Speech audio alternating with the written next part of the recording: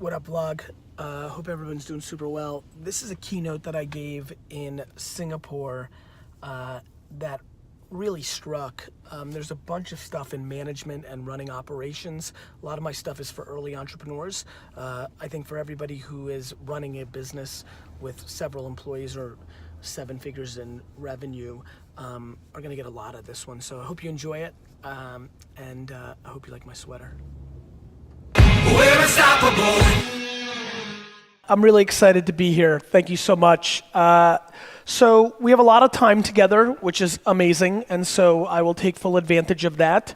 And to be very honest, I want to get into the Q&A part and start throwing this out to you guys to ask questions. So I'm going to try to get to that as quickly as possible, because I think for me, when I speak, and what I think has allowed me to have a nice speaking career, is I'm obsessed with bringing as much value to the audience as possible. My origin story of Belarus and lemonade stands and baseball cards is something that you can see on YouTube over and over and over again. And as I continue through my career of speaking, I want to do less of that. And to be very frank, the reason I wrote a book called Ask Gary Vee is it's my great ambition to build enough brand where I could come to an environment like this and just go right into Q&A, because at the end of the day, I think that's where the biggest value happens in a keynote. And so what I'll do, because I'm going to assume some of you and many of you may not know who I am, I'll try to at least deliver on the promise of giving a keynote, but please rest assured that I'm ready to go into Q&A as soon as you guys are. So look, I think the thing that, regardless if you're a B2B or B2C marketer, regardless if you're starting on your first day or you've got a $100 million company, I think the thing that will really be important for us to chat about first is the thing that we're all connected by, which is my obsession with attention, right? Before you can tell me how great your product is or how charismatic you are or why you're so right about what you have to say to the world, whether as a person or as a business, you have to get the person's attention to tell your story. To me, this is the most fascinating thing that's happening right now in our society, is that attention has never been more changing, has never been harder to grasp. I think for a lot of us that have been in business for a long time, it's very difficult to grab the current changing landscape of attention at the speed of which it changes. I spend 8, 10, 12, 15 hours a day trying to audit and understand attention, and even for me, there's so many things still happening that I haven't been able to completely grab my hands on, whether it's the depth of esports arbitrage as a cultural phenomenon, whether it's the blockchain, whether it's all the opportunity within AI and ML, whether it's the emerging AR infrastructure in the Apple updates and Google infrastructure, whether it's voice, which I speak a lot about right now on the Alexa, Google, and Apple fronts.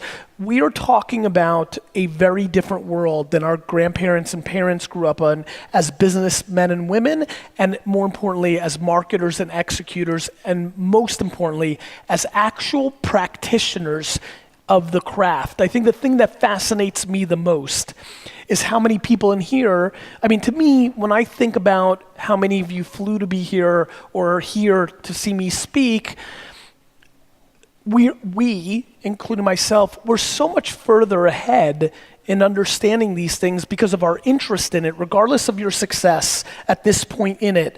If you're sitting in this conference, your intuition or curiosity or execution around the modern day attention graph and the opportunities within it is so much further accelerated than the 99%. And to me, that's super interesting to me, that we have such an incredible opportunity in front of us to trade on this opportunity. And so my question becomes, how much of what you believe and know about this moment is around you reading or consuming content, and how much of it is that you're actually executing within it?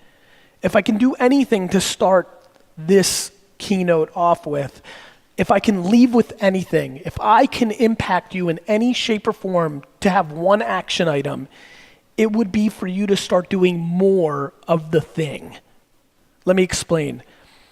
There's a lot of people in this room who understand the concept of KOLs or Facebook ads, but yet I don't think enough are actually executing within those environments.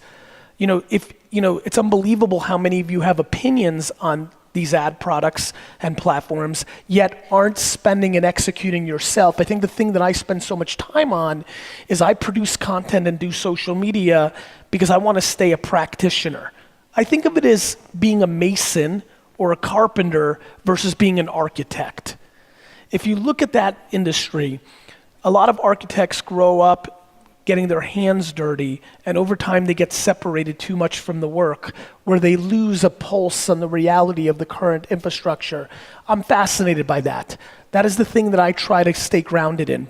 If I can get everybody here to make one more ad, to create one more piece of content, to A/B test 6 different headlines on the same picture in a Facebook, Instagram, WeChat environment. These are very important variables that not enough of us are talking about. And so at the most high level, I would hope to inspire people to become practitioners instead of pontificators in the craft of the opportunity. There's only one reason I stand up here at this keynote and have people want to hear what I have to say. It's because no matter what has been happening to me, I've not lost my pulse on the craft of what I do. How many people here have been following me for longer than a year? So one more time, hands I just want to see. Great, almost all of you. Most of you, 60, 70% of you. I'm a simple dude. I basically only believe in like 10 or 12 things, and I pump out an obnoxious amount of content, which means that over the course of a year, you're gonna pretty much grasp what my pillars are. I think the only thing that allows me the luxury of keeping your attention over the long haul is my ability to stay relevant to where the opportunities are.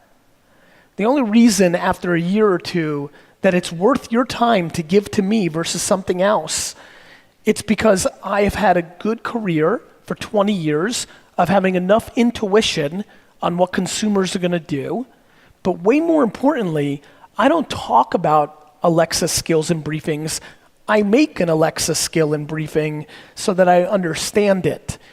And I would tell you there's a huge lesson in that. I think a lot of people, especially if they get in a level of success, start getting too far away from the craft, and you start building around the raising the capital, the exiting of the company, the writing of the book, the speaking on the keynote. Like, you just get away from the work.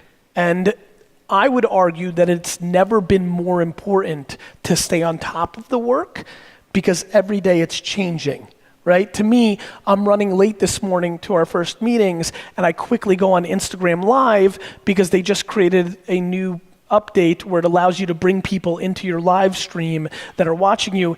And I did not feel comfortable being here today without trying and tasting it and understanding the functionality in case one of you asked me a question about it. And it's an important insight. It's important insight, and it is the absolute opportunity, because when you think about the way I think about it, I talk about day trading attention. And when you talk about day trading attention, I'm not a Wall Street guy, I'm not a capitals guy, but I understand the difference between day trading and putting something into a mutual fund and watching it grow, right? There's a very different speed, there's a very different understanding, and that's how I think about it. My sign now says day trading attention. A year ago, it used to say marketing in the year that we live in. Why did I change it from marketing in the year that you live in to day trading attention?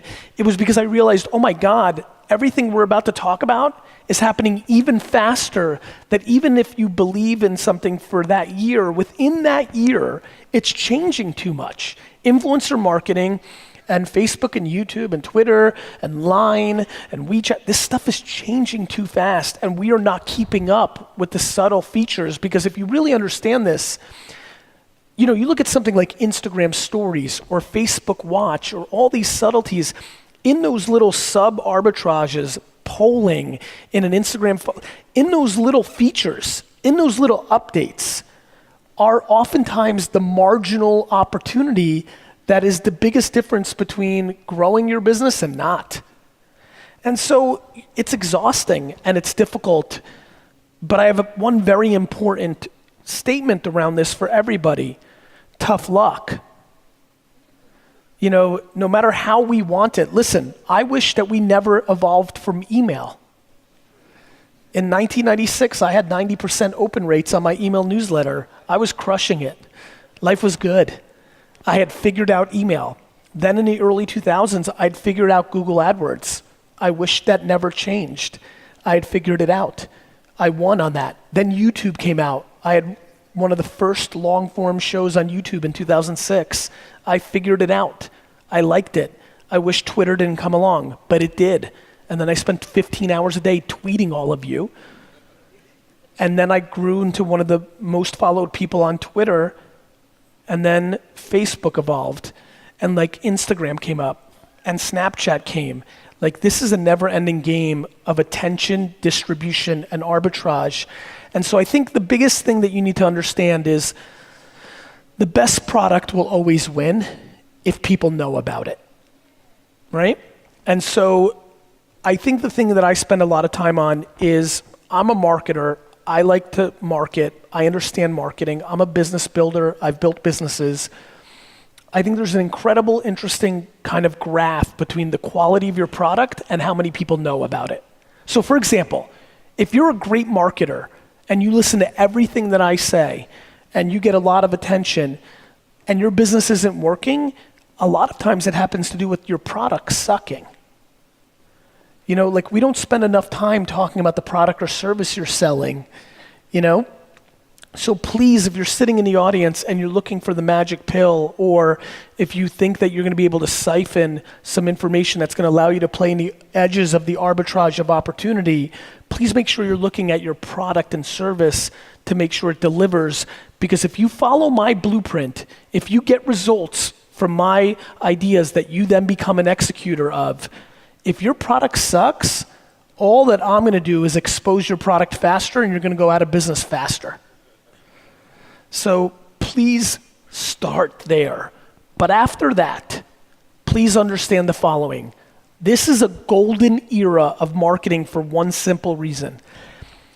The places where our attention and our consumers' attention are now driven by marketplace bidding dynamics, not by writing an upfront check to get the ads. Please understand this. Please understand that the biggest difference for us as communicators is we don't need millions of dollars to do television and print and outdoor and direct mail to hit mass. We are trading on marketplaces, Google, Facebook, Snapchat. These are biddable marketplaces. The reason this is the best time is because those marketplaces are underpriced. Those marketplaces are underpriced right now because the biggest companies in the world are not spending enough money on them. You have to understand, when there's a come to Jesus moment and the biggest brands in the world properly spend in everything that I talk about, everything I talk about becomes null and void. When you have to spend $48 CPMs to get in front of potentially 1,000 people in a feed, instead of $7, the mathematics don't work out as nice for why I'm so excited. When influencers and KOLs start charging the proper price for their product placement and endorsement, it won't be as fun of an opportunity. And so, I continue to yell at the top of my lungs right now. How many people here actually have been following me for 8 years? Raise your hands. There's not gonna be a lot, but just curious, go a little higher. 8 years? First of all, thank you for the 8 of you. Second of all, you 8 have a unique understanding of me that many others won't. And let me explain for you 8, that I can see 2 of you right now, that you understand. I was very loud, Gary Vee, in 2009, 2010, but then I got very quiet for my standards in 2011, 12, 13, and then I started getting louder again in 14, 15, 16, 17, right? For everybody else, there's a reason. I am my most excited when I think there's an arbitrage at scale. If I had been making content In 1996, I would have been talking and making videos and audio and written word about email until I put you into nausea. Then I would have gotten quiet in 99 because email had caught up. And then somewhere around 2001, I would have probably spent 24 months yelling at you that this Google AdWords thing is incredible. Intent marketing is incredible. If somebody's searching to drink wine, that's probably good to buy for 5 cents a click. And I would have yelled and screamed for 2 to 3 years on Google AdWords, and then somewhere around 2006-07, it corrected. And Every single person in this conference is going to regret not spending more money on Facebook and Instagram. Every single person in this I'm talking, by the way, I know some of you have a B2B SaaS business that you haven't been able to figure out how to do Facebook ads, but I know tons of B2B SaaS businesses that are selling top of the funnel and conversion-based sales every day on Facebook at scale because they're trying harder than you to figure out the creative that is the variable of success. Please understand that the creative is the absolute variable of success. That it may be the word or the picture or the video that hasn't let you be successful in Facebook, not Facebook. And so I sit here with, as you guys can tell, a different demeanor than sometimes when I speak, because I think it's very serious. I think this is an enormous opportunity, and I, very honestly, am excited that I know 3 of you are gonna email me in 4 years and it's gonna be like, Gary, you were right, I didn't spend enough on Facebook, god damn it. So, now that we've established that, I wanna talk about the thing that excites me the most right now, which is voice. A lot of you have heard me yell and scream about voice. How many people here have seen my enthusiasm for voice? Raise your hands. Great. I'm awfully passionate about it, and I'm passionate about it because of one of the more interesting chapters in my career, which is when I passed on Uber twice at a $4 million valuation in the angel round from one of my best friends in the space. The reason I passed was first because it was a side project for Garrett and Travis, but second because I didn't see it. But why did I invest a year later before it exploded? It was because I understood that Uber was selling time, not transportation. And more importantly, the perception of time. Because if you've ever been in New York City like me, there's nothing more humbling than waiting for your Uber and watching 500 cabs that are empty drive by you. Now,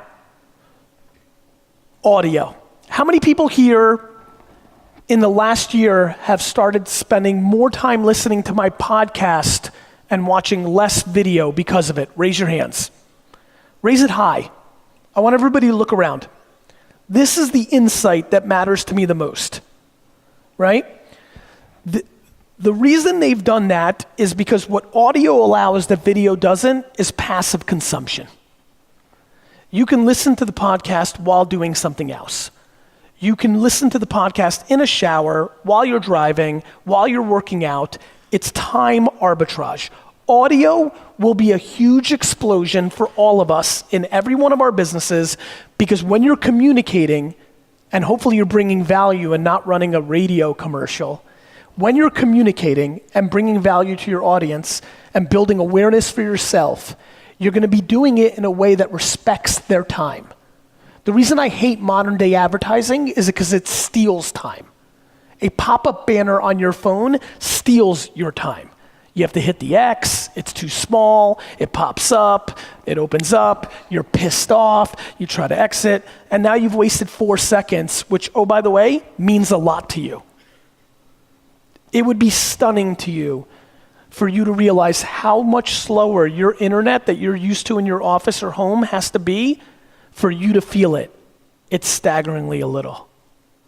And so time, only with health and money and religion, are now on the pedestal of the things that we care about the most.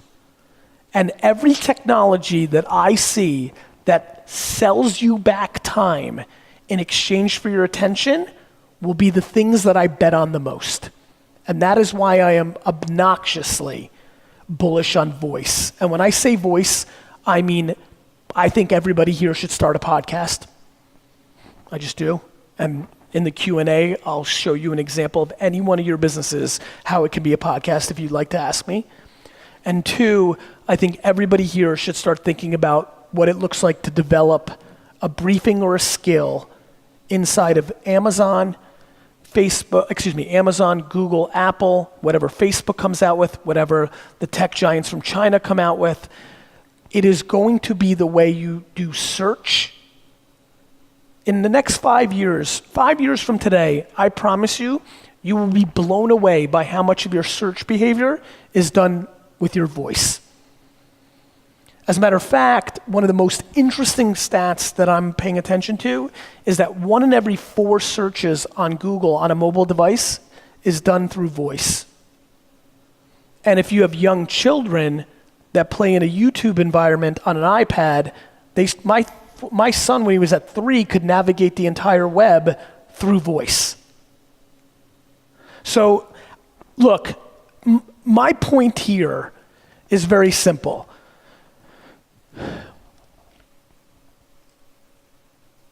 We are ridiculously lucky because we get to navigate through this time.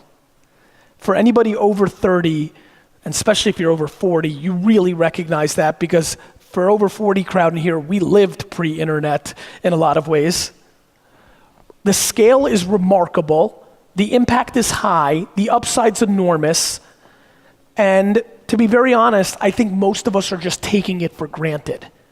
I don't think we understand the impact of how much the opportunity is real. And for me, it becomes disproportionately compounded because you're actually at this conference. You're actually part of a very small, interesting group for me, which is I know how big the opportunity is.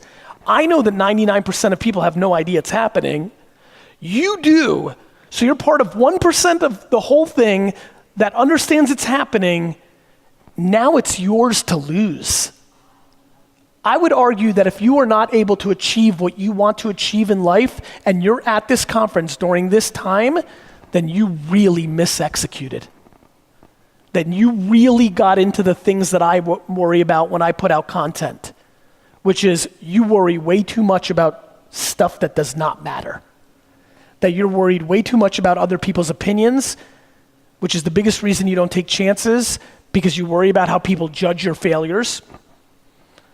Then you're doing a lot of other things that are leading to huge levels of missed shots and missed opportunities. And so that's why I speak so much about being insular, having the right intent, because literally fundamentally, if you synthesize everything I've just said, non-action is the fundamental reason that most of you will fail. At this point, being in this room, at this conference, during this time, and understanding quite a bit of what's actually happening. Non-action, which if you take all the way to the seed of a human being, is insecurity, which is probably the biggest reason that I create content, because I hope that you use me as your shield to do shit. Period. So that's what I think is happening. Audio is super interesting to me. Feed dynamics in a mobile device are the currency today. It will continue to be for a little while. Enormous things are happening around us on blockchain and AR and things of that nature. They're all coming. They're all circling around. Some things are much further away than people realize. I am very, very anti-consumer VR in the short term. If you asked me, this great phenomenon that I'm so obsessed with called the internet, the only thing that arbitrages it out is VR. If we live in a full VR world, then now what, right? Cool, but nobody here knows a single human being that spends an hour in VR in a week. Not for non-business purposes. Consumer behavior is not there. My friends, for the people that are the smartest when it comes to tech in here, the biggest thing that stops you from being successful is you understand that the tech is ready, but you haven't factored in consumer behavior. The biggest reason that so many super smart technologists fail with their products is they anticipate text and they understand that it works. There's so many things that work right now that are 4, 7, 9 years away because we're not ready to use it that way. Online dating worked in 1996, but it took another decade before there was a stigma removed from it that allowed it to start having some legs, and 10 years after that, now it's mainstream, right? That is basically what I do for a living, day trading attention, understanding behavior around it. What are people gonna do today that's meaningful to the goals that we have? A couple things that I wanna throw out before we go into Q&A. One thing that has come up quite a bit today, since I've been doing interviews and interacting with people on social here in Singapore, is because I have a personal brand, which, oh, by the way, is such an interesting word because it gets people very emotional in both directions. I just want to remind people that hate people with personal brands, it's just a slang term for your reputation. So people that have a reputation or a personal brand, there's a lot of people asking me if that's a requirement to build a successful business, and I find that laughable because I want to remind everybody that 99% of businesses don't have a personal brand in front of them. You know, I think that it's great to have. I think if you are charismatic or narcissistic or enjoy the attention, it's a nice to have. I super love it. I love taking selfies with you as much as you love taking it with me. It brings awareness, it's branding, but it is far from the reason why one would be successful, and it's definitely not a requirement to be successful in today's business environment. The requirement to be successful is very simple. Is your product good enough? And do people know about it? And do you have the structure to get people to know about it better than the people you compete with for the same share of attention and money for that product? It's very, very, very, very basic. The biggest issue is, / opportunity, is the speed in which it turns and changes. And so, a couple other things I want to talk about. Let's make it contextual to this audience. I want to remind most of you that you have a disproportionate advantage from most entrepreneurs in the US, which is oftentimes, not always, because of cultural differences, but oftentimes, you get to see a preview of what's happening before it happened. When I think about my friends that have built successful businesses in Southeast Asia by simply paying attention of what's happening in America and then replicating some version of it in the market, it is literally the dream come true. You know, American entrepreneurs got mad at those brothers in Germany, right? Who would rip off the ideas and build a business. I always was so upset about that. I mean, I think Facebook has proven that there's no ripping off if it's a feature. And I think I would also argue that ripping off by looking at a different business in a different market and then interpreting it into your market is far from ripping off. I think it's called smart. So I would highly recommend, I don't know if it's pride, which I think holds back a lot of people, but please take advantage. For the disadvantages one could think they have, there's only 5 million here. If you want to do it in Indonesia, there's a lot of people, but there's so many microclimates, so that's, you know, so many different segmentations, mainland China. Whatever you would deem a disadvantage, please understand you have the greatest advantage, which is 90% of things are human, not cultural. 90% of things are human, not cultural. If you're capable at understanding the culture of your consumer and layer the cultural context on top of the human thing that is happening in America, you are halfway home. An unbelievable advantage to be an entrepreneur in this region and watch things play out, by the way, for free, no report needed, no hiring Boston Consulting or Bain and McKinsey, by reading and watching videos and downloading apps.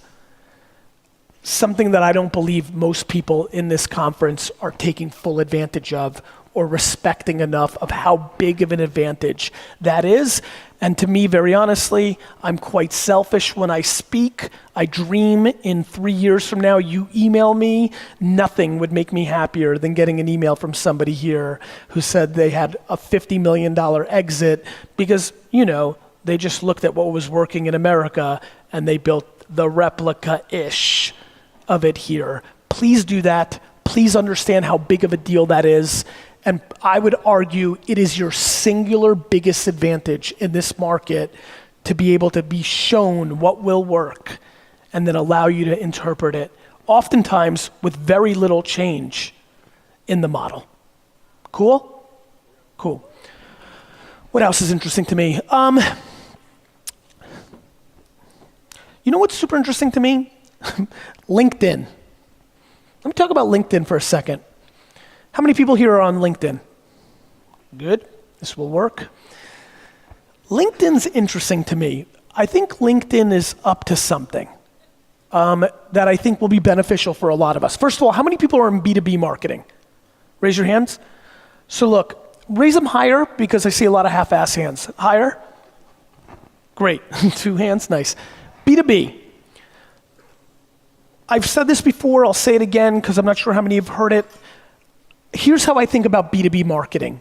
In every one of our B2B spaces, there's usually a magazine or two that is the leading B2B magazine in our sector, right? There's just a B2B magazine that our customers read.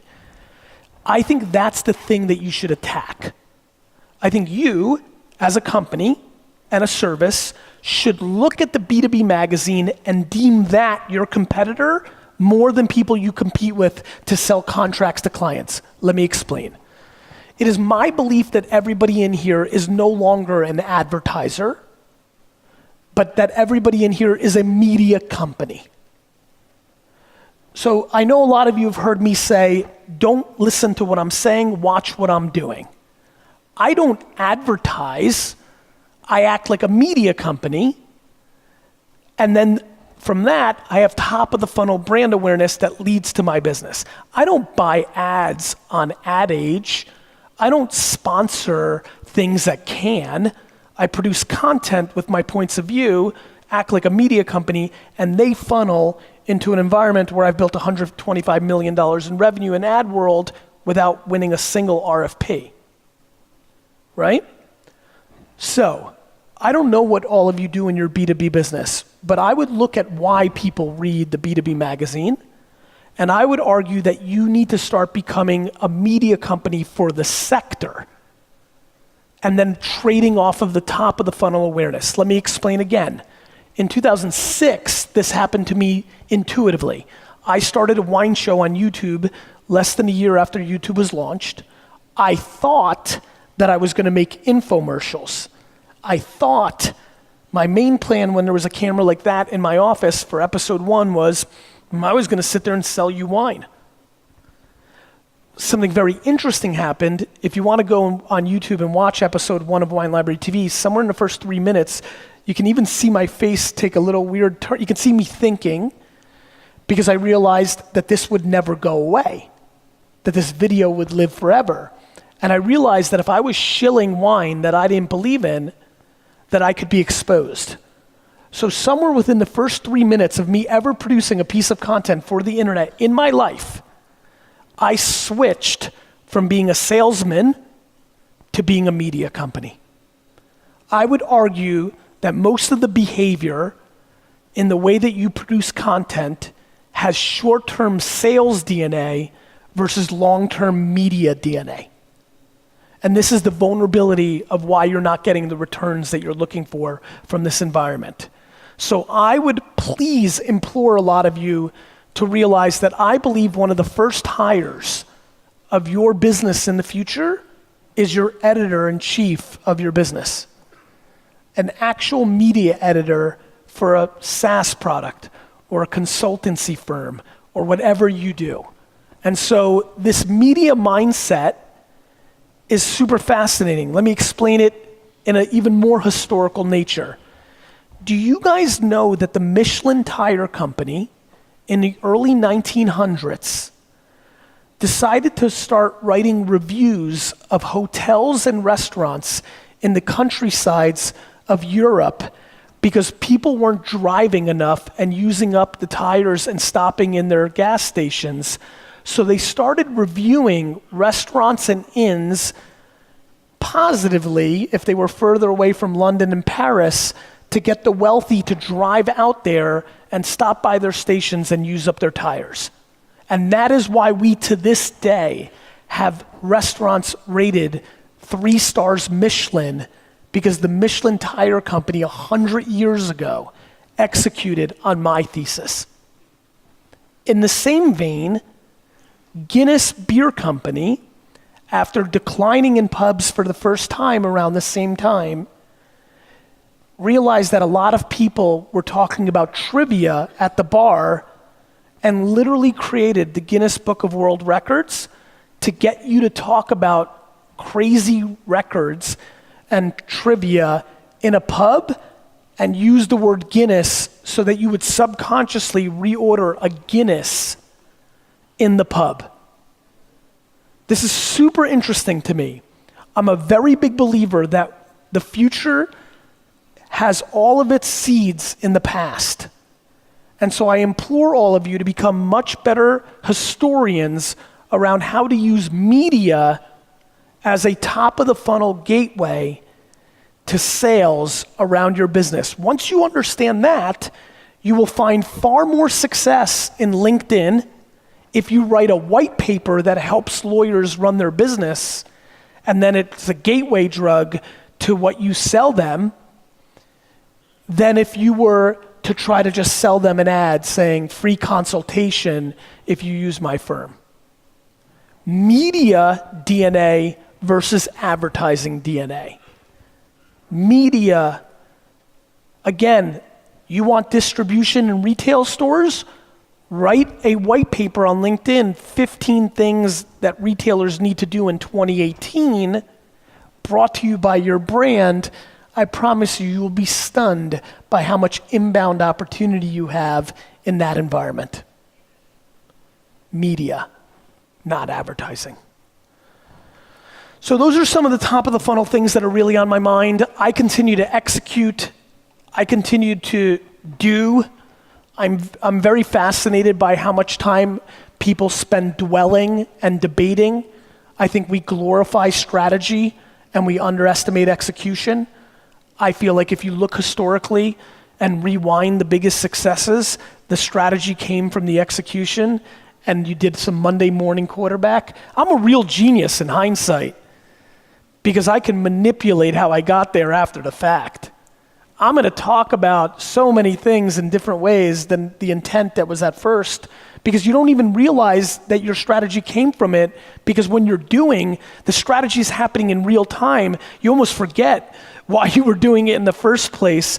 And so I promise you, indecisiveness and debate and pontificating and ultimately ego is stopping so many people from being successful. And while I'm on that, how many people have more than 10 employees? Raise your hand. Great, I think it's worth bringing up. Hiring. I'm super passionate about hiring. How many people have more than 10 employees? Raise your hands. I think one of the biggest flaws in most of your companies is your own ego wrapped up in being somebody that's good at hiring. I want to tell this story because I think it's one of the most fascinating things happening in small businesses. I'm stunned by how many small businesses, CEOs, founders, or owners think they're good at hiring and have made this a thing. They've made it a thing because they wrap their pride in hiring. And here's what happens. I feel like my EQ and people skills are off the charts. I am baffled by how many horrible hires I've made in the last 20 years. A lot. So when I think about my intuition and ability and process and deploy that against the masses, I know a lot of you have made huge amounts of mistakes hiring. I so don't give a crap what you think about me that I'm very comfortable and excited about admitting that I was wrong and firing very quickly. Most people sit on people for a year or two because they don't want to be exposed at making a wrong decision. And in that time, enormous amounts of bad stuff happens to your business. So, in a completely random thing from what I've been talking about, if I can get one person here to fire the person they should be firing in their business right now, after today, I will feel very accomplished on my entire trip to Singapore.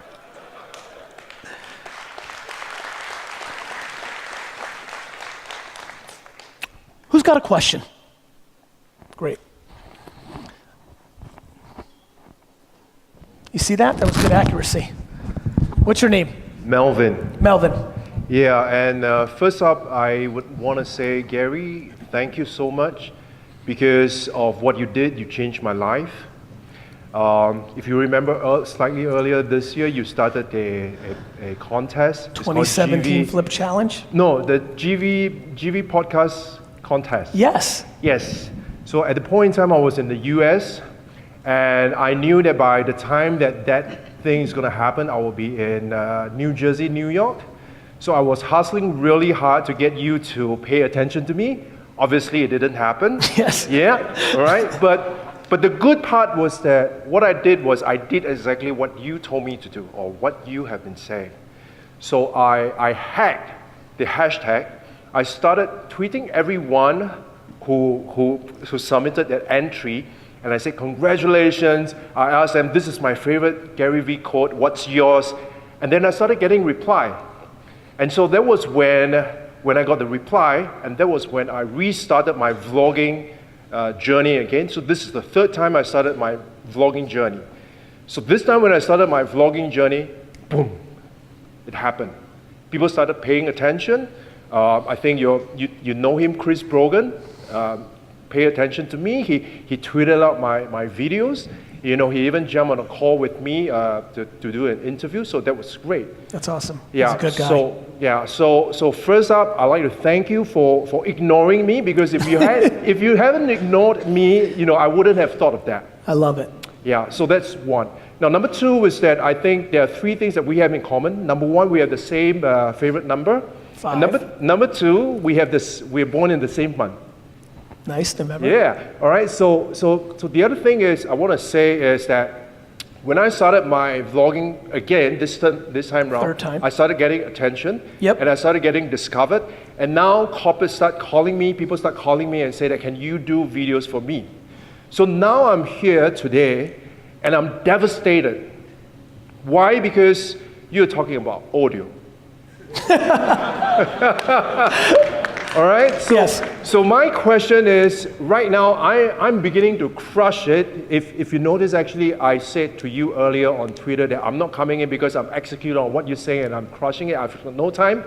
But I'm here today because I want to see you. I want to say thank you to you. Thank you. And so my question to you is basically this. For someone who is really getting traction in terms of video, people started paying attention. Both. Yeah, I know. But would I be, so what would the Both. strategy be? Both. What would the strategy be? What would I do with podcasts? I don't know. Okay. But let's talk about it. Okay. First, the answer is both. Okay. Obviously. Now, let me rephrase. It depends on your ambition. Okay. Right? First of all, I love going deep on what works. Just because audio's rising doesn't mean video's dead. Yes. You know, it's so funny. We've been the same for a very long time. We as humans consume content in written form, in audio, and in video. Yep. Whether it's TV, newspaper, or radio, or blogs, podcasts, and YouTube, it's the same game. Yep. So nothing's gonna die. If you have real ambition to build a personal brand that you wanna arbitrage opportunities on, my answer is both, because in 16 hours, you can get a lot done. Mm-hmm. You know, people always say to me, do you sleep and this and that? Gary's always pushing no sleep. I mean, if you follow me carefully, I talk about 6, 7, 8 hours sleep. Yep. I'm not worried about you sleeping. I'm worried about what you're doing when you're awake. Yep. 16 hours is a lot of time to do damage. And so, what would you do on your podcast? Look what I did at first. I believed in audio about 1.5 years ago. I wanted to get in. I was busy. I didn't have the infrastructure I have now. So what did I do? I transcribed the Ask Gary Vee video show into audio, right? Then I watched it. It wasn't enough value add, and it was made for video, so it wasn't contextual to audio, so my podcast was not doing as well as it could. Then on vacation, where I had a little time to think, I decided to rebrand it to the Gary Vee audio experience, which gave me a lot more flexibility to give you guys original content that you didn't hear anywhere else, keynotes, different things, and it took off.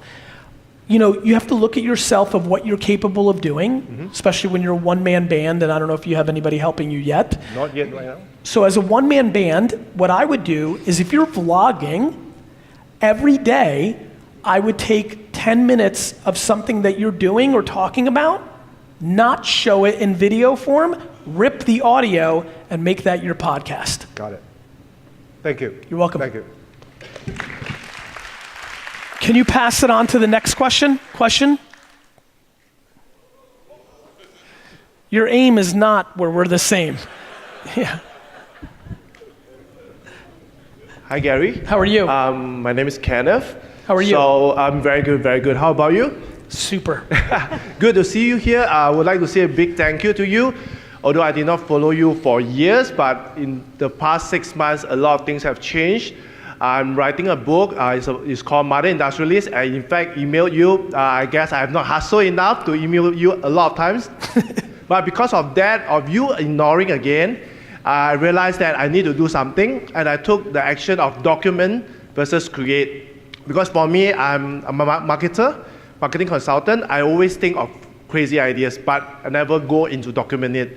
So what I did is, because of my book, Mother Industrialist, I interviewed 15 mompreneurs that I put into my book that I personally know.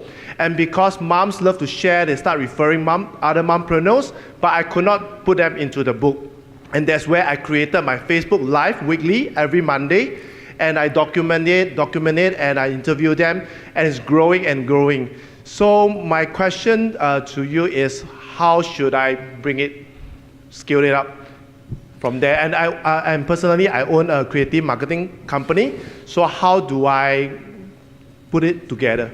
So you want to figure out how to use the leverage of the weekly show to build on top of? Yep.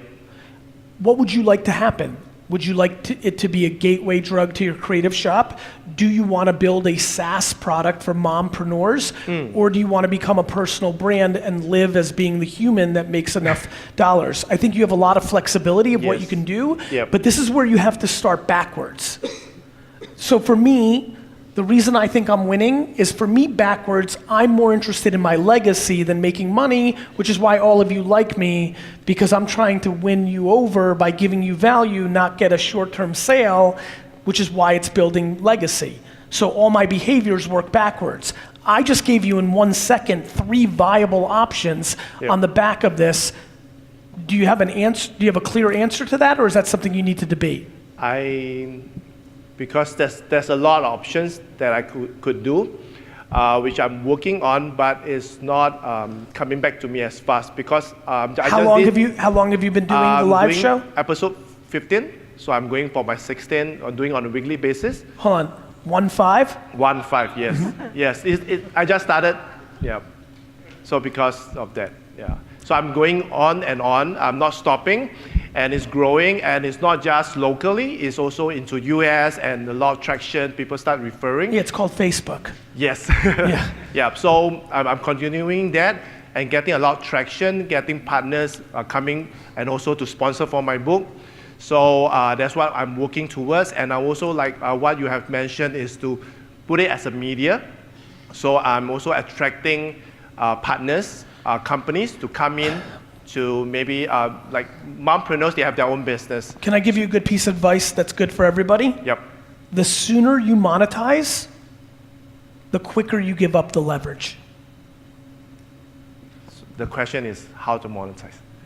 Yeah, I understand. So, and the answer is, I really wish you didn't give a shit about monetizing just yet. Yep. Yeah. So, there's a lot of ways to monetize. You just rattled off several, and I rattled off several. So I don't think you have are you having trouble closing the opportunities? I guess the struggle is because I want to bring out value. I want to push this mompreneur movement all around and to drive this rather than focusing on monetizing. But monetizing is still our bread and butter. That's why. But they're very different things, right? Yes. Like one of the things that really works for me is I don't want to monetize any of you. Yep. I have an agency that works with the top 100 brands, right? So couldn't you monetize with what you're doing and continue to build equity with the mompreneur community? I could do that, just that I have to speed up and also. But why speed up? Dude, you've done 15 episodes. You're 4 seconds in. What are you trying? Where are you going? What's the rush? Get it. I mean, that's the punchline, Yep. right? Yep. Do you think it's going to go away? Do you think you found some sort of rare, pot at the end of the rainbow that's going to disappear? I'm asking. Yeah, but I feel that it's unique coming from a man, coming from a dad, interviewing mompreneurs. So what are you scared about? A bunch of dudes here trying to talk to the mompreneurs? No. Yeah. So I guess it's to find out what, because I have my own creative marketing company, it's like what you've been doing, VaynerMedia, you're doing your business. At the same time, I feel that being an author, writing my book, interviewing mompreneurs is kind of like my Superman time. That I get to do all these things, which I love to do it, but at the same time, I have to be Clark Kent. I have to do all the work, get my bills paid and all that, which is my The problem is you can't monetize Superman to be Superman. Yep. You followed? Yes. That's the problem. You're trying to sell a logo on Superman's suit and it's going to look really stupid. You following or no? Yep. I get it. The answer is you don't monetize it. Got it. Thanks. Because two things will happen. One, you're still going to monetize as Clark Kent. How do you watch Daily V at all? Yes, yeah. You know how I always talk about like you're not seeing any of it? Yep. Because you're not. 13 hours a day that you see nothing of me in meetings with clients. Sometimes I'll do a fast music and just to show you, just to remind you I'm actually doing, but I don't think it's super fun content and I think it's a waste of your time to watch me in B-roll be in 11 hours of meetings. I'm very good at being Clark Kent and I have no interest in monetizing Superman. You're trying to monetize Superman, which is going to be the undoing of both. Got it. Yep. I understand. Cool. Okay.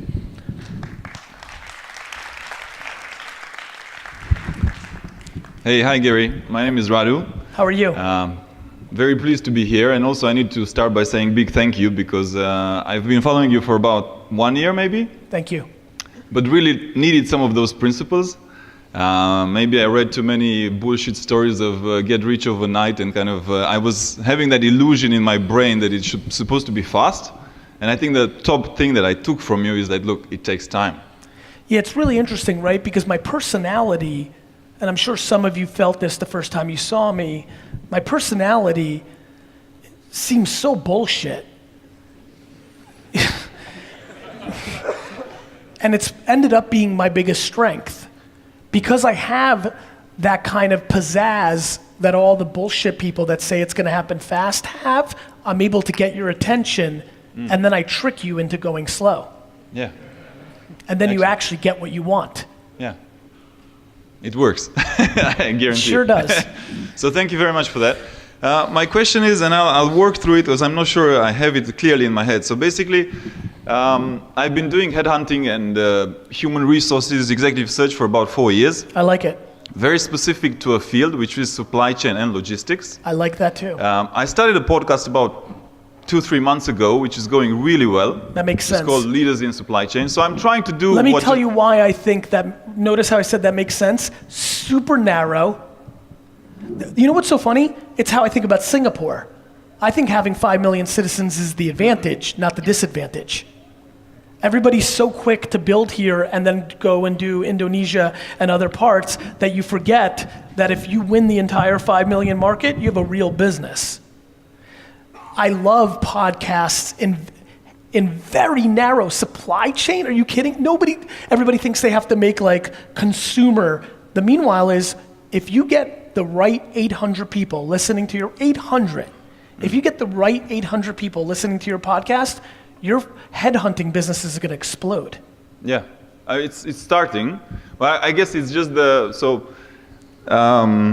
I think it will need a little bit more time, but it's happening because I'm engaging with really C-level people because it's also creating that platform that this industry doesn't have currently. Correct. It also is media, so your ability to email somebody who's the decision maker at a company to be a guest who nobody would ask to be a guest of anything, and now they become aware of what you do on the side. Yeah.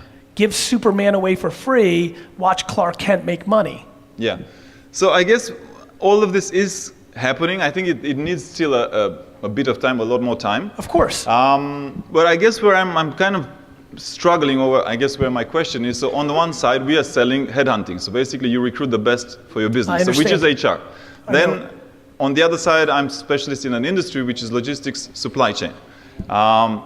So then I'm kind of, because sometimes also people, especially if it's very senior level, so I've engaged with some board levels, but I went on the side of the podcast to them. And then they don't necessarily remember you. They remember, okay, there's the podcast guy. They don't remember you as the headhunting guy. Yep. So during the podcast, I do the bit on the industry. I do the bit on the HR. How do you recruit your people? And I try to make that connection. So I guess where I'm struggling with, and I don't know what's the best way moving forward, I think it is going to work if I keep it to supply chain and logistics. I'm also considering, should I keep it to Asia, so expand it and saying doing business in Asia, right, and make it a little bit broader. I mean, you mean the show? Yeah. And also the business, because I can then flip the headhunting business to expand as well. Do you feel like your business is ready to do that? I don't know. Yeah, I feel like it isn't. Yeah, probably not, yeah. Right. Sure. You see what's happening, right? It's the same reason you like the get quick, fast. It's his question. Guys, it's the same shit.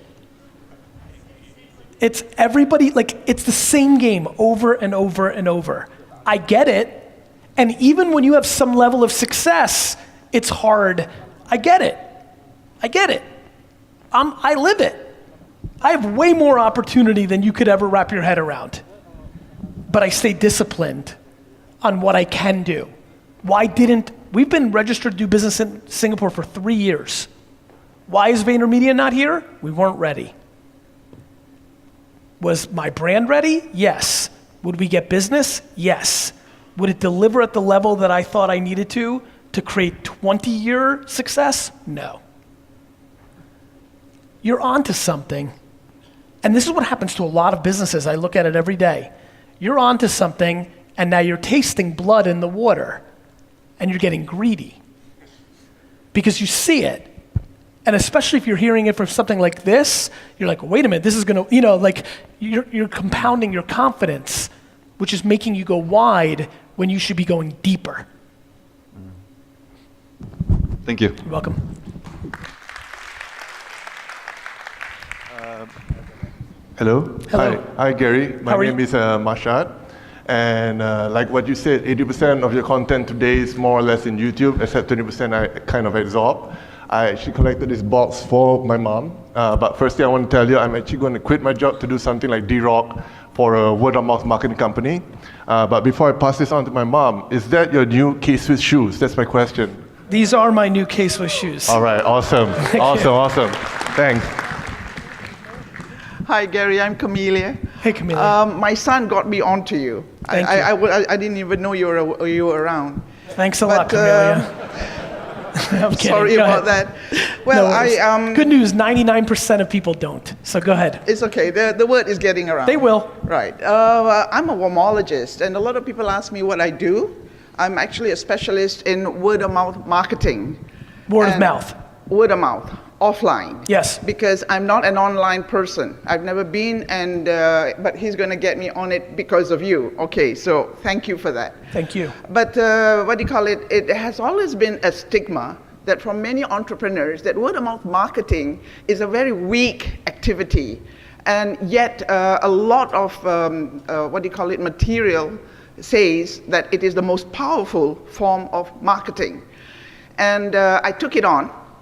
For the last 4 years, I did research. I started a business group for it, and I found out why it was the most powerful. But my question to you would be, where do you see it in the next 3 to 5 years? How would it grow? How would it evolve, word of mouth marketing in the market, especially for entrepreneurs? So, word of mouth marketing is what social media is. Right. All that social media is the plumbing and infrastructure that has created word of mouth marketing to hit the scale that it's always had in the invisible nature of the conversations that we have with each other in real life. Okay. So, like, even in my first book that put me on to the world, Crush It, that I wrote in 2008, most of it refers to word of mouth. And then the book I wrote in 2011, Thank You Economy, is basically just about word of mouth marketing. Okay. It's about being extraordinary to force word of mouth marketing. Right. I believe nothing sells product and services more than another human being to another human being. Right. Where it lives, I think will continue to go into this device, Social media. not us talking. Right. And I think that's great. I think too many people want us to talk to each other. Okay. So I find platforms fascinating. I find it fascinating that we put a pen and paper, somebody writing a letter today, as this incredibly great gesture. Okay. Even though we do it on here all the time. We're putting pen and paper on a pedestal, not the words that we're exchanging with each other. And so I think word of mouth marketing is basically the old school term for social media.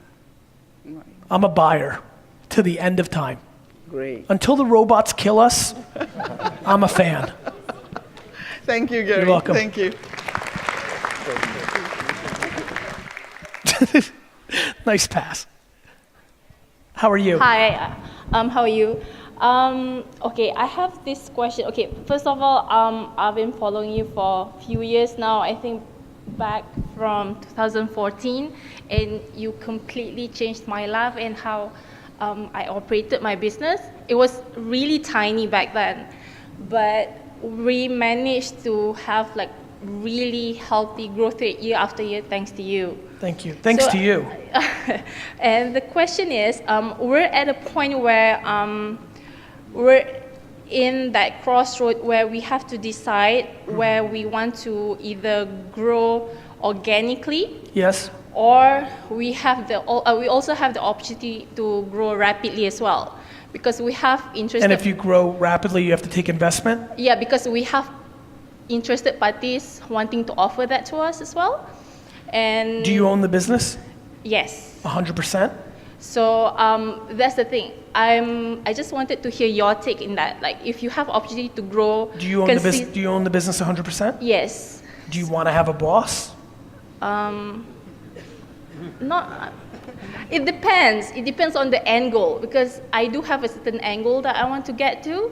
So I just wanted to hear your take in terms of how do you feel about growing consistently, organically on your own, but it'll take really long time, and somebody else might come in and take away the opportunity, and Do you believe that?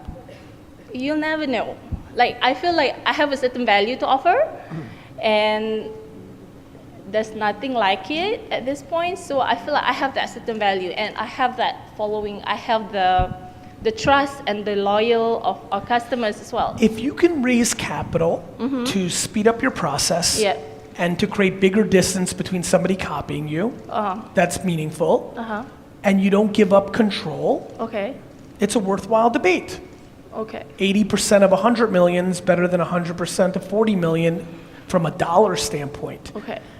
Just don't think that just because you sold off 20% of your company doesn't mean that you're not going to be held accountable. Let me Yeah. give you an example. When AJ and I sold a piece of VaynerMedia to Stephen Ross, one of the things that I made required is that I never had to have a meeting to tell them how the business was doing. All right. You like that? It's a good one, right? Now, he was worth $8 billion, so he could give a crap ass. You need to make sure whether you sell 1%, you could sell 1% of your company, and that investor might take up a disproportionate amount of your time. Okay. The biggest issue is time when you Yeah. sell a piece of your company. Yeah. Do you really want to prep for an entire week every 90 days Yeah. for an investor meeting so you can justify your behavior? Yeah, but the thing is, I'm quite keen on taking that offer because it's much more of a strategic partnership that would bring of value to me. So let's talk about that for a minute. Yeah, Is it a human or is it a company? both. Because Is it's a company. Yeah, is the human that you're excited about being a strategic value prop to you an employee of the company or owns the company? owns the company. Okay. Yeah. So you feel you'll get value from this individual? Yeah, both sides because they wanted to invest because they wanted to have us under their portfolio as well. Sure. Because that could bring certain value to them as well. So that's why they wanted. Of So, course. Yeah. How, I mean, you know, as you can see as we're digging, Yeah. there's no right answer to this Yeah, question. there's no right and wrong. Yeah. I think the question becomes how comfortable you feel with them. Yeah. I think you need to make sure you overtalk expectations. All right. Young entrepreneurs often make the mistake of only seeing the good side of an investment. Yeah. And there's, you know, nobody's giving you lots of money because they think you're awesome. Yeah.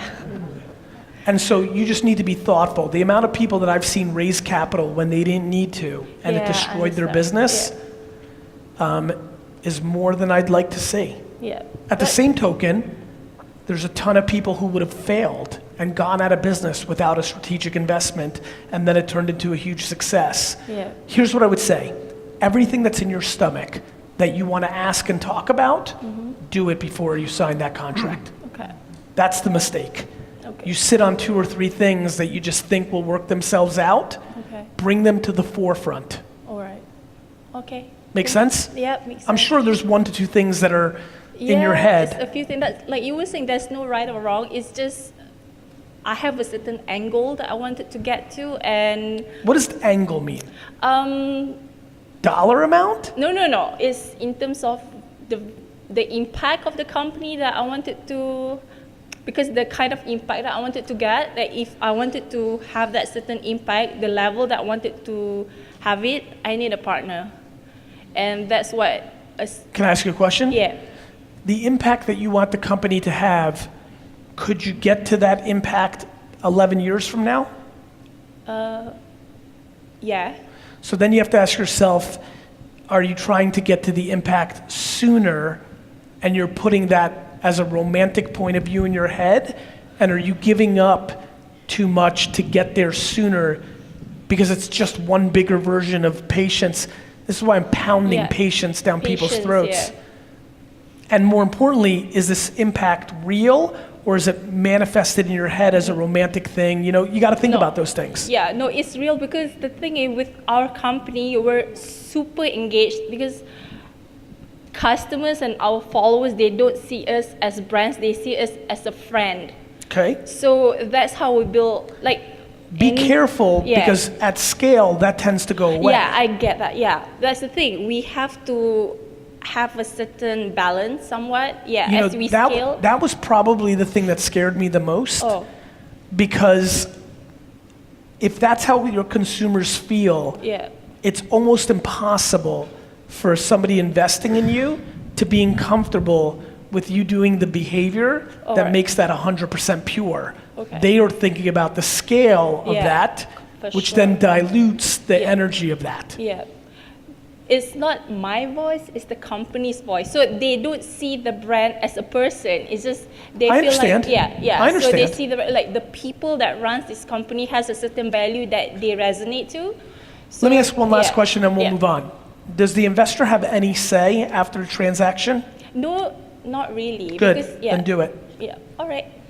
but just make sure you define the not really part. Yeah, because they do have a certain, based on the conversations that we have, they do wanted to offer advice, try to bring up a certain value for us, but at the end of the day, ultimately, it's still my decision, because that's what they told upfront. Understood. Yeah. Good luck. Thank you so much. You're welcome.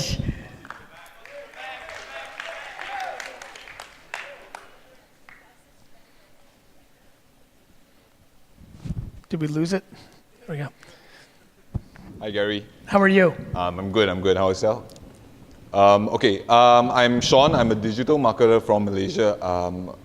First off, I took your advice and I started vlogging not too long ago, and I'm already seeing work. Doors that I could never imagine are starting to open for me, and I only have you to thank you for that. I have a two-part question. Yes. First, my father owns a traditional billboard business with about 1,000 sites, mostly along the highway. I'm persuading him to invest into digitally. I don't work for his business yet, but I assume I will in the future. Given your expertise, if we became partners today in this business, how would you focus your resources, and what would your first steps be? What kind of business is it? A traditional billboard business. With Traditional what? Billboard. Billboard. Yeah. So your dad owns billboards, Yes. 1,000 sites along the highway. which is rad. Are they digital? No. It's So purely. I would probably make the capital invest. If I took over my dad's business or became his partner, I'd probably take the capital risk up front to take them digital, because I think that's going to be required to get the value out of that outdoor. Right. I would also look to diversify, because I'd be too fearful. You're a young dude.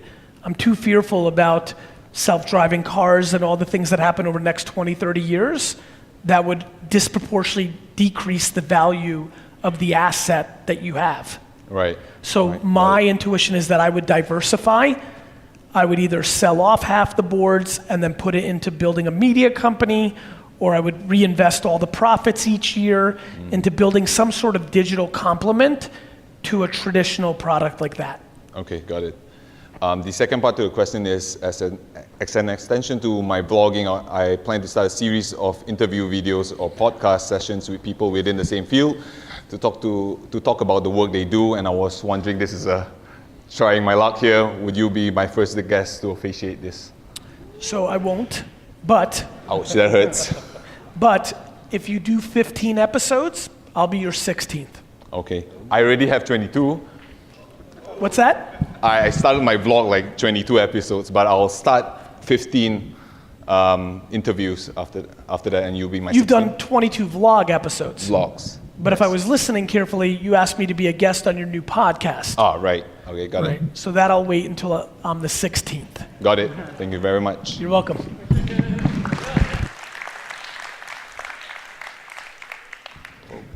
Hello. Hello. Yeah, hi Gary. My name is Terrence, and I'm 20 this year.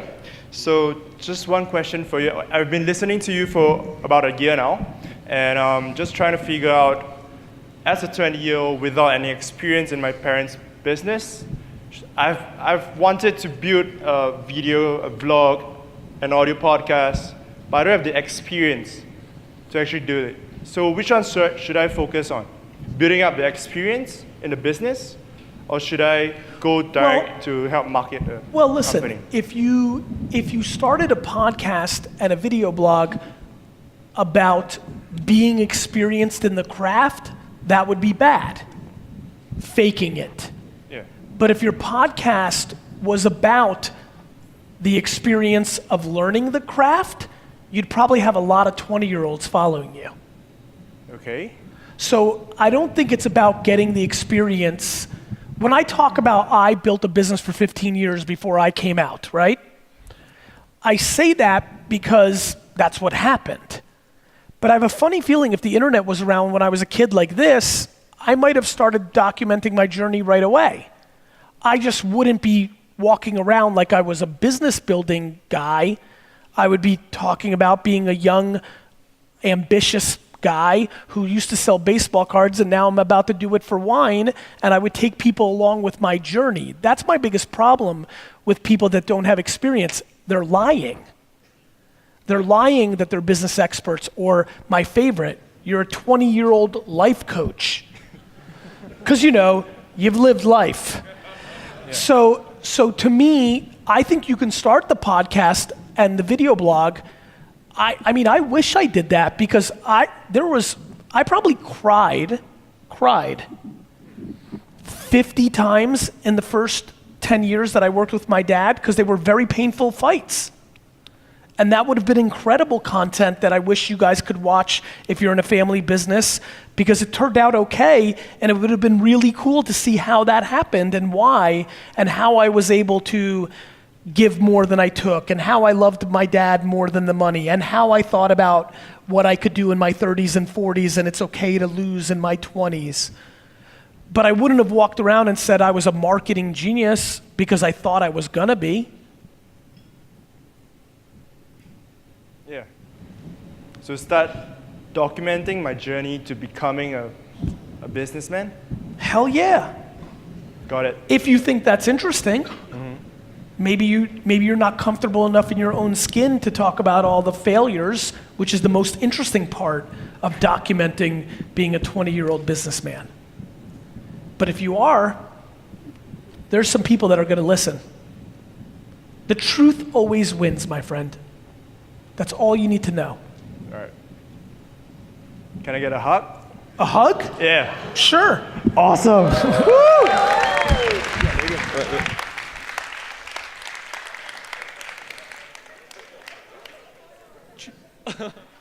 Are we gonna take a picture of the hug?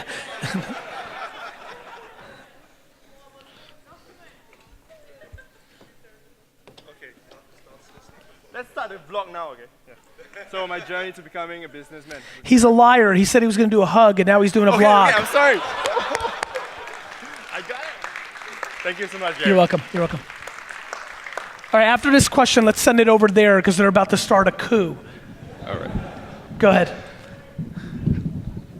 Thank you, Gary. And I flew in from Malaysia to see you. Thank you. Okay.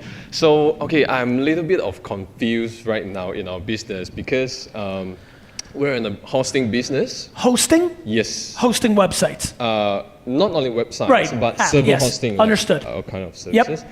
So when we are saying, because Google, Amazon, IBM, all the big giants are here. Yes. And when you are saying marketing budget, we can't compete. And No way. For the content, the blogs, the video, they're everywhere. So do you have any advice for us? Who's using you now? Okay, we do, what we are doing. How many customers do you have? Okay, about 500.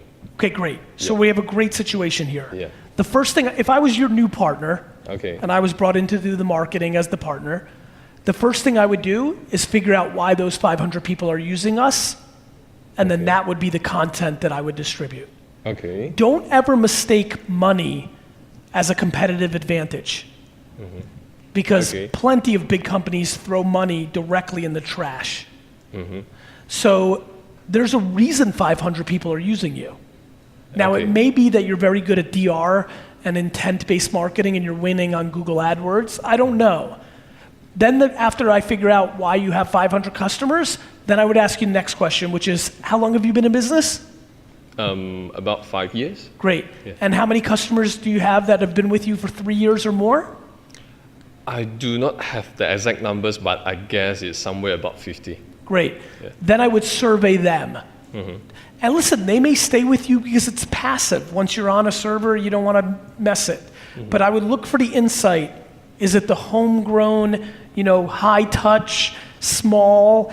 I don't know. But once I understood why people were coming to us and staying with us, I would make all my communication around that. I'm never worried about who's got more money. When I had a liquor store doing $3 million a year, 10% gross profit, $300,000 before expenses, my marketing budget in year one was $14,000 for the year. And Wine.com, the first version, raised $130 million. The amount of days that I spent worrying about them was this. Fuck Google. Okay. So your suggestion is I'm going to look into the insights, and the next step, still content marketing, is it? Content always. So are you doing conversion based? Like, is that how you're getting your customers? Okay, we are just ranked organically on Yes. Google, and recently we started blogging. Yes. Yeah, so that's what we are only doing, as a little bit of Google AdWords and Facebook marketing, but they don't really work well for us. Have you done Facebook ads against employees of companies that you want to get on? Sorry, I don't get that again. When you run a Facebook ad, you have to target it. Yes. It's not putting a piece of content and hitting boost. That's 17 years ago. It's making a piece of content and targeting who you want to reach. Do you do the marketing? Yes, I'm the one who's doing it. Yeah. So when you've done Facebook, you said it doesn't work for you. When you post it, are you running ads against the content? No, we do it directly to the landing page. I understand, but when you post it in Facebook, Yeah. are you just posting it organically to the 30 fans you have? We run ads, exactly. Good. Who are you targeting? Okay, we figure out who our customers. So, one of the niche our customer is the forex trader. Is the what? Forex trader. Okay. Because they run robots. Yep. Okay, they Yep. use our server. So, Yep. we target exactly like what the other interests are, like Yep. the forex signal, the MetaTrader 4, those kind of thing. But Have you done influencer marketing on Instagram, since so many of those Forex people want to build personal brands? That's the next step I'm going to do after listening what. You should definitely pay all these characters that think they're building a personal brand in Forex, and I would do sponsorships with them as human beings. It's going to work. Okay. Good. All right. Thank you. You got it. All right. Pass it over there. Okay, this guy stole it. He broke the rule. I've actually tried to contact D-Rock and the whole team, Gary Vee, and of course I know that you're coming, but I volunteered to actually be the personal Uber and the tour guide to tour you around Singapore, but I didn't get a reply similarly to the audience before. D-Rock's a really bad guy. Bibin actually replied me, but he said no, but it's okay. But I still rented a car, and I'm here with the rented car today. So I have a few questions. So I'm actually a content creator. My name is Ian. So I've met many businesses, especially in the F&B industry, that still don't understand the importance of social media. I know it's a simple no-brainer to many people here, but can I ask you, what will you tell them in a 1 minute kind of pitch to tell them the importance of? Let me give you a good piece of advice. Thank you. Never sell the unsellable. Got it. I would tell them that it works better than anything in the world. And then if that took more than a couple minutes, I would go knock on the next door. Right. The biggest problem is guys and gals like you and I, we get caught up in trying to convince somebody. Right. I've never spent a minute trying to convince somebody of anything. We're in a place where a lot of people still don't know that this works. Right. Or they ran one Facebook ad and it didn't work. And now they've decided Facebook doesn't work. My answer is I don't. I don't try to convince people. Right. I tell them it works. I tell them millions of businesses have made it work for them. And then I hope that they're interested in, are you trying to get people as clients? Yep. Good. There's unlimited clients. Got it. So what too many people do is they dwell and they try to convince 9 clients, and that would have taken up the time for them to ask for 500 other people if they were interested, and they would have landed 4 clients while they're waiting to get 9 of them to still debate with them on their 4th meeting trying to convince them. Right. Got it? Got it. Cool. And can I have one more request? I actually bought one of your jab right hook. Can I get a signature from you right now? You can if you pass it over to that section. Anybody in that section. Right. Pass it to them and come forward. Correct. Awesome. Hello. Go ahead, it'll start working. Go ahead. Yeah, I have a professional service firm. Okay. I'm doing a B2B market research. I started in 2013 in Thailand, and then I expand into Indonesia in 2015. Hold on one second. Go ahead. And now it's time for me to expand my business again. But because I'm in the professional services, when I have to expand my business, I also have to add headcounts. And I actually prioritize like 2 options for me right now. The first option for me is to expand into Vietnam. Okay. And the second option is to, you are paying, okay. The second option is to start a tech startup. What? A tech startup like. Why is that your second option? Because I think it's a big opportunity, and it's the area that many clients ask for is the pain point, and nobody have actually like looking into that. Okay, if you start the tech company, are you going to bring in a tech co-founder Yes. and give them 50% of the business? No. Okay, so let me tell you the most fascinating thing when people decide to go from something linear to like a tech company. They want to do a tech company, and usually they hire somebody to build the tech because they don't want to give up any of the equity. This is the #1 mistake that entrepreneurs make when they go into the tech business. They hire a firm because they don't want to give up equity, but when you're in the tech business, you're in the tech business. And you better have a real tech partner. And unless your tech partner has minimally 20%, up to 50%, they're not going to care enough. And you also have to understand that they have the disproportionate leverage because they're the tech co-founder in a tech company. You mean I have to give them like half of the shares to make it work? I would tell you that you don't have to, but I have seen an unbelievable amount, call it now maybe 5,000 businesses in the last 10 years that have gone from, I do this, but now I'm going to do this tech product because I see the pain in my business. I'm going to hire this little firm to build my app or product, or I'm going to have a CTO, but I'm going to pay her or him, and I'm not going to give them equity. And what most people don't understand when they go into the tech business and build a tech product, they're at the mercy of the tech. Tech is great on paper. It's a very different business when you're actually in it.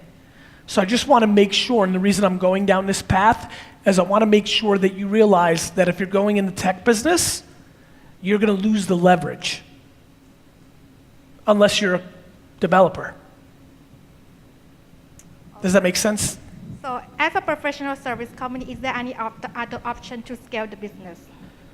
Yeah, so I think like if you're going to build a tech platform, that's a great way to scale the business. I just want to make sure you're going in eyes wide open, that you're going into a totally different business. Building a tech platform in any professional service is completely different than being in the professional service business, right? Having an agency that builds websites for clients is very different than starting WordPress. So I'm cool with it as long as you really know what you're going into. And I've just seen too many people lose their first business by trying to build a scalable business when they have no idea what they're actually going into. And I'm just trying to make sure you wrapped your head around, I'm now in the tech business servicing the professional service industry that I know well, which means that you do not have the leverage anymore. The architect and executor of the tech does, because what if they build something for a year or two and then they leave? Like, it's very important you get there. Or you go into another market, right? Which is more of what you know, other than you have to contextualize the market that you're now in. Both are viable, just don't be naive about the first one because most people are. Yeah, but it had been like something in my mind for so long time. I wanted to do it so many times. And I actually like went to a master degree in like big data analytics to learn how to code, so that I could start. That helps. It helps. It actually gave me a very good connection to the right tech guys. I love that. I should partner with them. Okay, so let's go back to the open. Now that I have that data, you're debating between expansion to a new market or building the product? Right. And it seems like if you don't build the product, you'll always regret it. Yes. So let me give you a good piece of advice. I'd rather you be broke than be regretful. I don't want to regret. I just want to do it. So- It's like no matter what, like, I know like my choice already go to like building up tech product.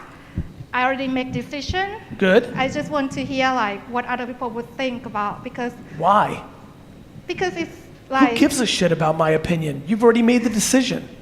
yeah, but at least you can give me a good perspective on what I should be. I'll give you a good careful perspective. I 100% believe in building the tech product. about. Okay, you just confirm my decision. Thank you so much.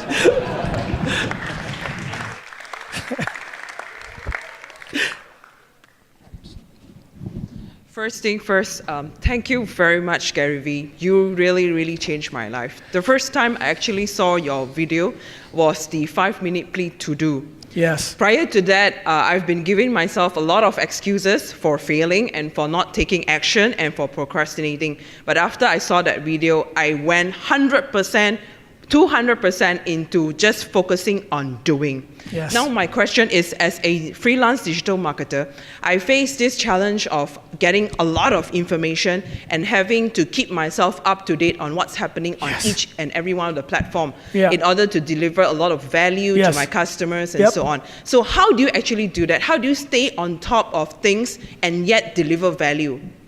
By working a lot. So how do you manage that within 24 hours a day? How do you split your time? Do you organize? Do you systemize? What do you Definitely do? don't organize. This is the biggest reason I built my personal brand. The number one reason to stay being a practitioner. I don't have the luxury of reading a headline about Instagram stories or Snapchat filters or Facebook Live without using it because I have too much to gain on that side. So it's a self-fulfilling prophecy, right? I build my brand by being a practitioner, which makes me a better strategist, which makes VaynerMedia better, and it just keeps feeding each other. So A, have you started building your own profile? Are you interested in that or no? Yes, I am. That would be my biggest advice. Every time you see something new, make sure you build a profile on everything, and then every time you hear a new feature, use it immediately, which will then systematically make you a very good strategist. You know? And then the other thing I would tell you is don't beat yourself up. You need time for your family, you need vacation time, you don't have to hustle like Gary Vee. Don't beat yourself up. Do the best you can. I don't know everything about everything. I probably know a lot more about a lot of this stuff than most people, but you don't have to be everything to everything. You just have to be better than the next girl. Do you know what I mean? What people make a huge mistake about is they create a fake standard in their head. The way to win in business is the same way to win in sports. You just have to be a little bit faster than the other guy, right? I don't have to be 100% on everything. I just have to be a better alternative for the same money than somebody else. So I would tell you to be very, and then you got to think about how much deal flow you have, how satisfied you are. I think the biggest thing is that people beat themselves up. They hold themselves to some fake standard. Just make sure you're being reasonable with yourself. All right, thank you. You're welcome.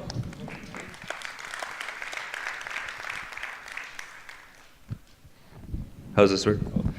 Gary, how's it going? Super well. Awesome, thank you for being here. So, quick question for you.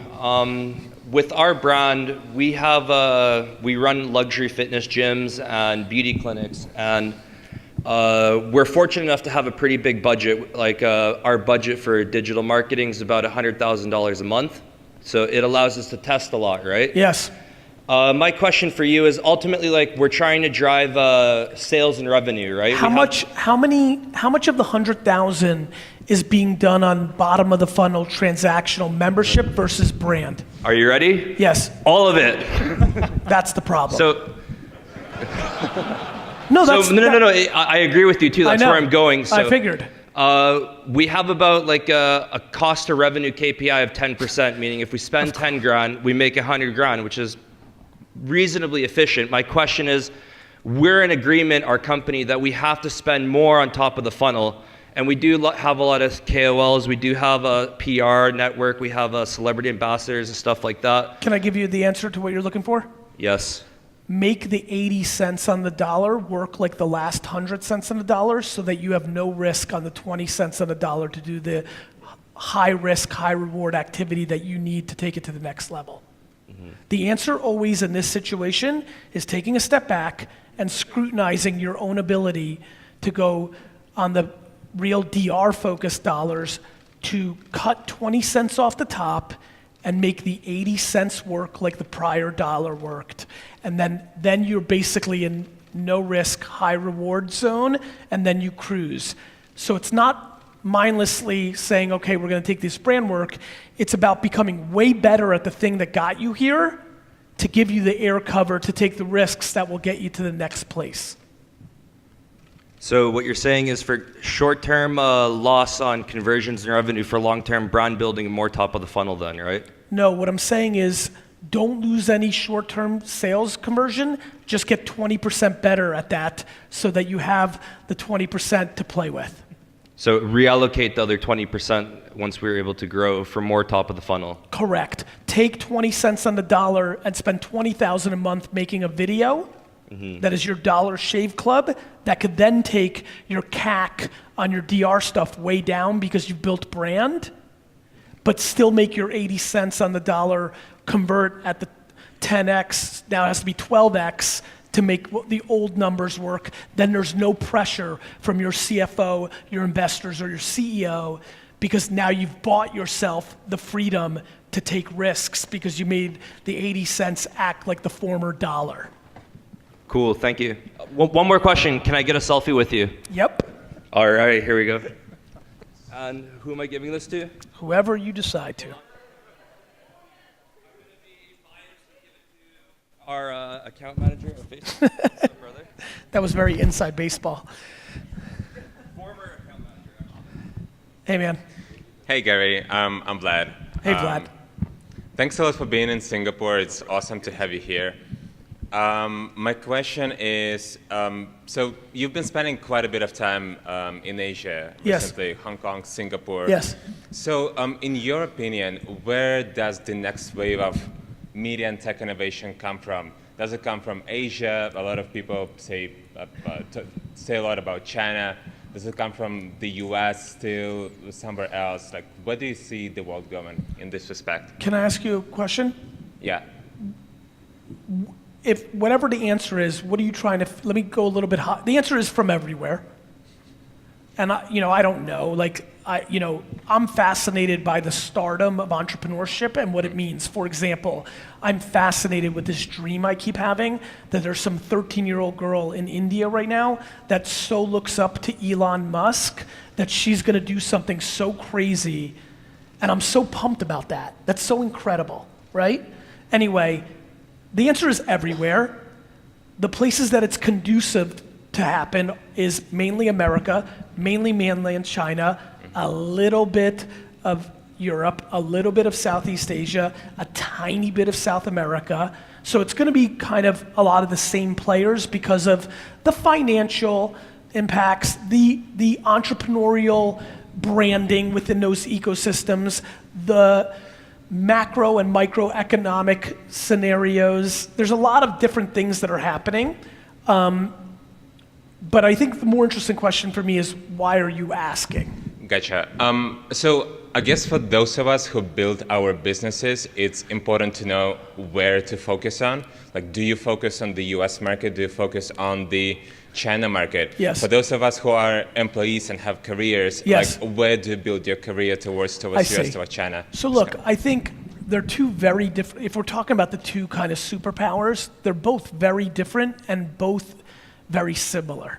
They have a lot of things going for them, and they have plenty of shortcomings behind the scenes, right? And for America now, in front of the scenes, right?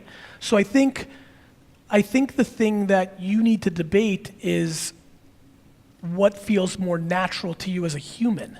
What are you more comfortable with? Are you more comfortable with an aging superpower empire that is more purebred capitalist, but is at maybe somewhere between the third or fourth quarter of its empire years, or are you more interested in China, which is in the beginning of its empire run, but has your name's Vlad? It's very hard for guys named Gennady and Vlad to completely be super comfortable with any level of communism, even if it's disguised as capitalism, right? Yep. So you just have to make a decision for yourself as a human. My parents, I've never been back to the Soviet Union because there's such negative feelings for what went down there for my family that I don't feel, so I think China runs its country like most successful businesses. Some mix of capitalism and, when needed, dictatorship. VaynerMedia is far more similar to China than it is to the United States. As far as the human question, you just have to ask yourself where you'd rather live. Both are going to be just fine by the time you die.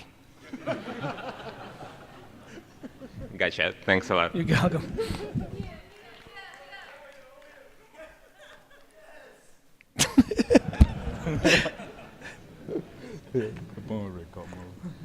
Hey, Gary. How are you? I'm good, thank you. I'm Harry. We're from Malaysia. We're actually an aesthetic company. Aesthetic? Aesthetic, like beauty clinic. Got it. Yeah. We've been running the business for 4 years. Okay. For the past 3 years, we've been using traditional marketing. And what this year, what do you consider traditional marketing? Direct mail? Like word of mouth, brochures, agents. And this year we're starting to get into digital marketing. And what do you call digital?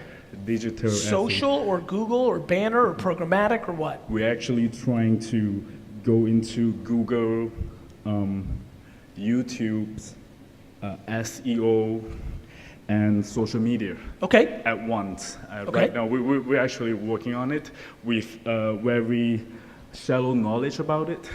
And I have these questions for you. I would like to get some advice from you on how can we podcast our thing. Podcast, like any advice on the trends on podcast. And so you want a podcast? Why? Like a video, But why do you want to do it? Well, we wanted to showcase to our consumer what you're doing. Yeah, what we're doing, and to make them understand better than what we've been trying to do back then. Okay, so the first thing is the way you've been doing marketing traditionally is far more sales oriented. Definitely. You've had an agent resell, you've done brochures, you're doing selling. Yes. A podcast is the furthest thing from selling that I know. It's over here. It's called branding. Sellers for 4 years or 3 years hate branding. You know why? It costs money up front and nothing good happens for the first year. So first and foremost, I want to make sure that you know what you're getting yourself into, which is if you start a podcast, it's going to take up a lot of time, it's going to cost some money, and very little is going to happen in the first year. So somewhere around 9 months after you start your podcast, you two are going to look at each other and say, Gary Vee is an asshole. As long as you know that, then I'm excited for you to do a podcast, because then over time, branding, if you do and execute a good podcast, will have very big effects. But before you jump into podcasts, since you've never even done digital marketing, I don't want you to go too far out and just do it because I said audio is good. I want you to be grounded in what you're doing and how. You're such a heavy sales organization that I want to make sure that you know what you're going into. Do I think the sales on digital can do better than your brochures? 100%.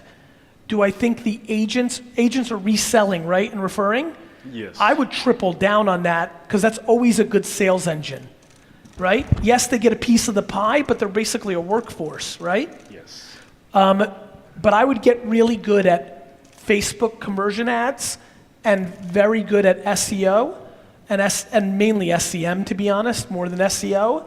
But before you begin to really be committed to podcasts. Now, if you've got the money to do all of it and you're okay with wasting money and time in year one on the podcast to have a little bit more opportunity in year two, then that's great.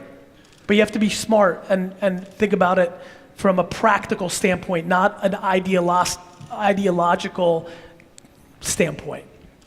I have another question. Sure.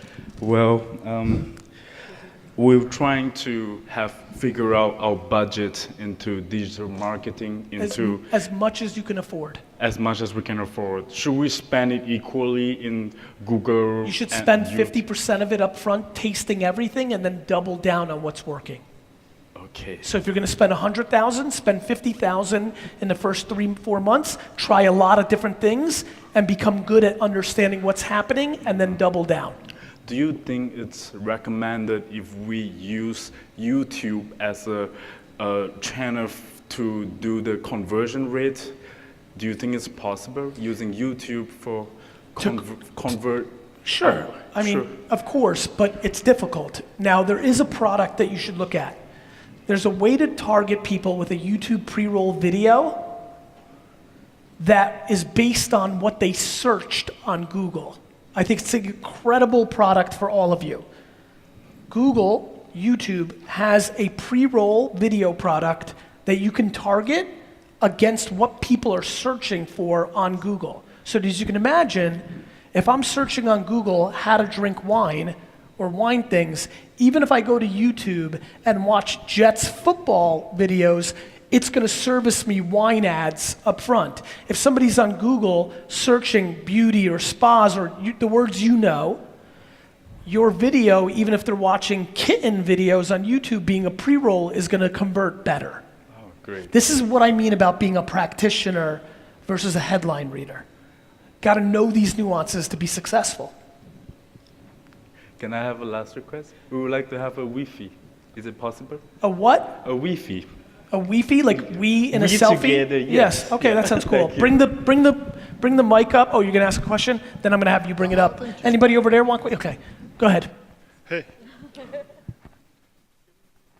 Yeah, we can do it now. Yeah, okay. So first thing that I want to say is like a big thank you. Thank you. So for everything that I've been doing, the content that I've been putting out, so inspirational that first thing to express on this exchange is gratitude. Thank you, brother. What's your name? My name is Zeka. I'm from Brazil. We're based here in Singapore. I'm listening. Okay, so we're running a VR startup here in Singapore. Okay. B2B. Okay, and good. Focus on the good. Focus on the luxury market. And as you may know, like VR is so in the early stages, and we don't have even like in the world or in US like big success case like large scale that can make like sales a little bit like challenging. If you're doing like we're doing well, I just want to see if you have any insights. I do. I have some real thoughts on B2B VR. Okay. I'm very much a big fan of you tying your business very close to experiential and event marketing. The place where you can find budget is when brands and businesses are activating in real life at big events where VR experiences are the draw for them to get people to come to their booth or their exposition or it is the only place that I think is really viable in a B2B environment for VR. So that's where we're going because like we're selling like boats, yachts. So the big like touch point is boat shows. So there's like a place for us like we've been like in Europe like to talk to them. Or to be a little more creative as well, just high luxury, high affluent areas where you can do activations. Art Basel is a place where a brand or company may want to activate a VR yacht experience just because of the rich people that are running around. Yeah. So you should map the 100 biggest rich people events and then reach out to the people that have exhibited there in the past and see if they want a hook to draw people in. Okay, that's a great idea.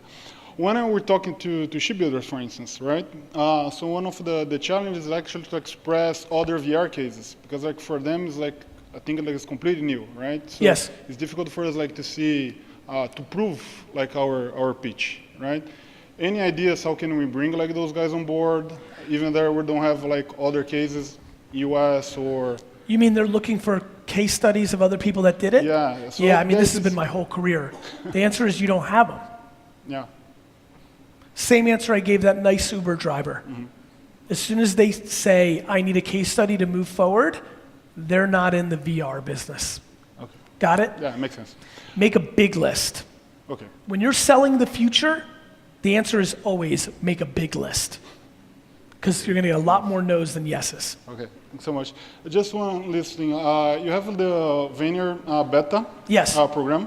Can you share a little bit more about it? It's or let's $25,000 discuss- a month for us to do the marketing for small businesses. And it's a very watered down version of what VaynerMedia does for the biggest brands. Okay. But it finally got to a place where I believed enough in it to actually sell it. So I think it's ROI positive in a $300,000 macro for small and medium-sized businesses, but obviously not that small. $300,000 for content and distribution in social networks is for a business doing some real revenue.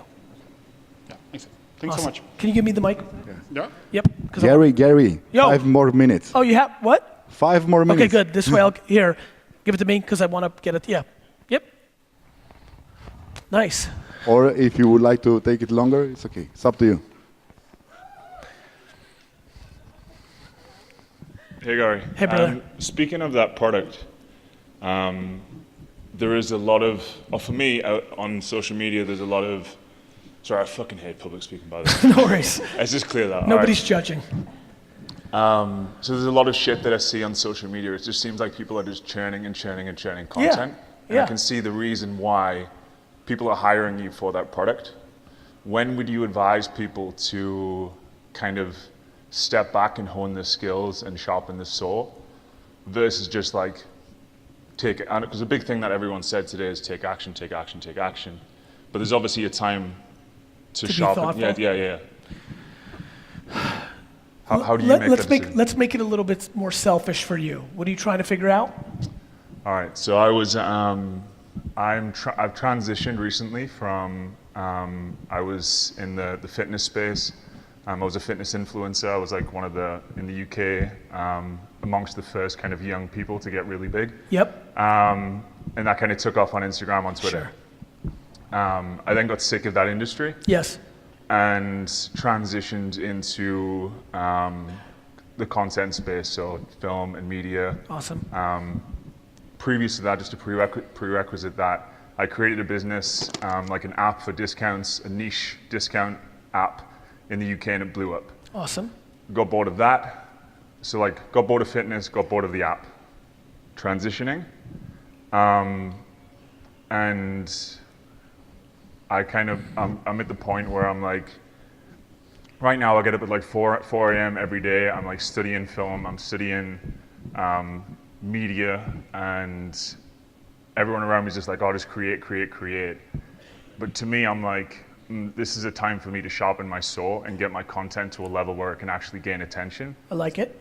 I just want to know when you have done that, because you pulled back in your content. I've followed you for 8 years. When are you deciding to pull back and learn and then to execute? For me, based on the content I'm putting out, it's when I feel like there's something really meaningful to talk about that I want to get louder, right? Like I talked about earlier. For you, it sounds like you're doing original creative. I'm asking. Yeah, that's right. It's more like nonfiction. Yeah, nonfiction.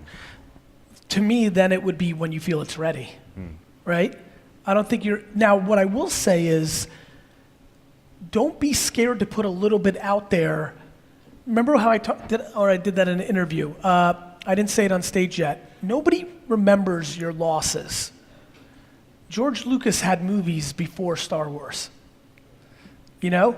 So I wouldn't be super duper scared of putting some stuff out there.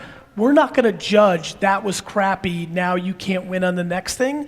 The other thing is you could be very thoughtful and put out little pieces of content that are parts of the story. Tim Ferriss sold 4 Hour Workweek because he used Google and tested 6 different titles, or 4, I don't remember the story, but he saw consumers' intent around that title and it really worked.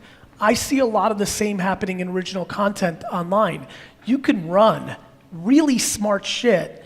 I would create a fake Facebook page, some other brand that's not gonna be your coming out party, put some content there, run $50 worth of ads against the demo you think you're reaching, and look at the qualitative and qualitative feedback, and it might give you some insight if the sword is sharp enough to take out of the shed.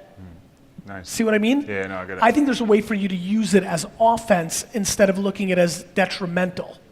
That makes sense. Because to your point, and it's using your own words, there's so much being put out now that people are forgetting. You know, like our attention span is so zero, there's very little damage you can do to the IP compared to the way it plays out in your head. I always tell my friends, nobody really gives a shit. You know, you do because it's your baby. It's why I put out so much content. I think it's all good enough. And if it's not the greatest thing for the world, that's okay. I learned from it. I'm putting it out there, right? For me, I want to get it out there. But, you know, I think you should use it as an offense. Nice. No, I appreciate that. Thanks. You got it. Hey, Gary. How are you? I'm good, thank you. Michael from Perth in Australia. 3 of us came out That's awesome. yesterday. Thank you. Know it well. Grew up in the wine business. Been there plenty of times. The Swan Valley down Margaret River. Beautiful, I know it well. Beautiful. This one's a little bit off topic. No worries. A little bit. Over the last year or so, I've been going down a bit of a philosophical road, thinking about life. It could be a midlife thing, I don't know. And I noticed that I think you're probably one of the great philosophers of our modern age, I think, away from branding, away from marketing. And I've loved your content with like Ryan Holiday and stuff like that. I'm wondering if at some stage you may write a book away from, as I said, the marketing and social media stuff, more about sort of your life lessons, like the famous 3 words, you're going to die, that sort of stuff. Yeah. Good. I'll buy it. I think yes, and I think you clearly kind of see what's going on. I think look, I'm writing a book called Perfectly Parented. It's a parenting book. So you are writing? I am writing that. Great. I think I'm doing some pretty hardcore philosophies and then blending it down into a little bit more tactical and subject matter. Yeah. I think I'm going to evolve, right? Like, I think even if you look at early Wine Library TV, I'm starting to throw life lessons into it's a wine show, and I was doing it. Right now I'm into this marketing thing, but my intuition is yes. Yeah, that's great, because I think like 500 years from now, whenever, I think you'll be remembered as a philosopher more than a marketer, I think. You know, I think my ego's very happy with you right now. But ego is the enemy, remember? But I would tell you that it's how I think of myself much more. I think my stuff is very heady, philosophical. What saved me from being too heady is my love of execution. And I think I've forced myself lower down the funnel of my philosophies to make them tangible and useful. Yeah. But yeah, I think I have heavy themes in that world, which is why it feels native to you. And I do think that the people that, if you listen carefully to even today, people are getting a lot more value out of my structure of thinking than I gave you some tidbit. You know, I love when people are like, Gary Vee, you suck. You know, I love this. This is my favorite.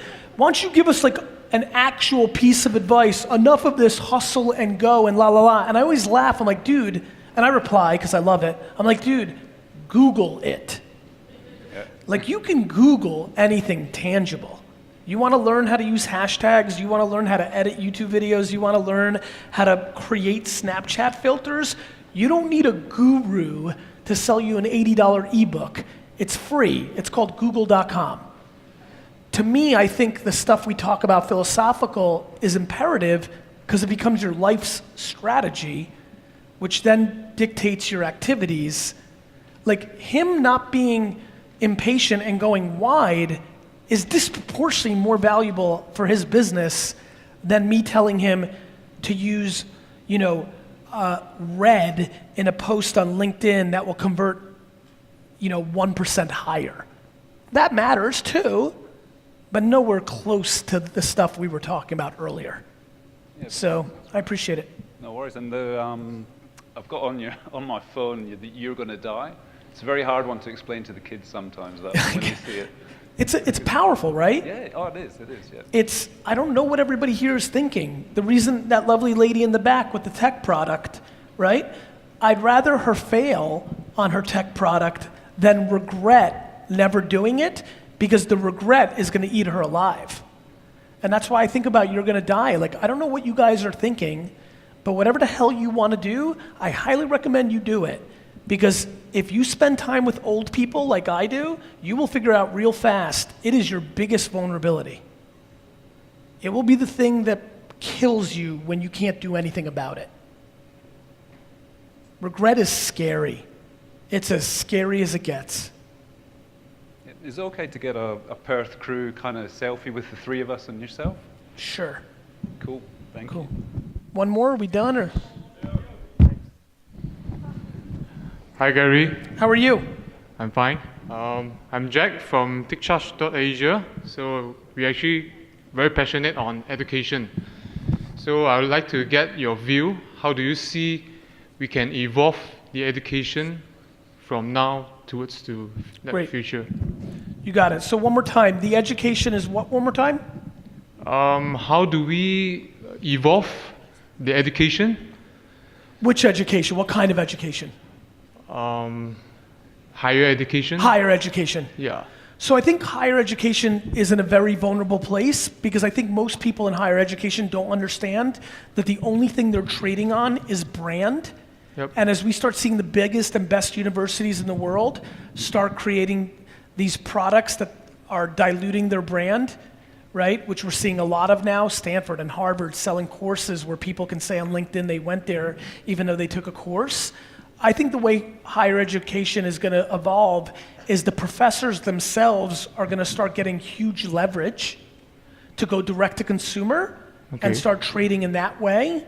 So I think, you know, if you have passion for the institution versus the actual education, the money-making entity known as a university, well, then I would change the business model very quickly, because it's got a real vulnerability over the next decade because of the decentralization of information, right? Yep.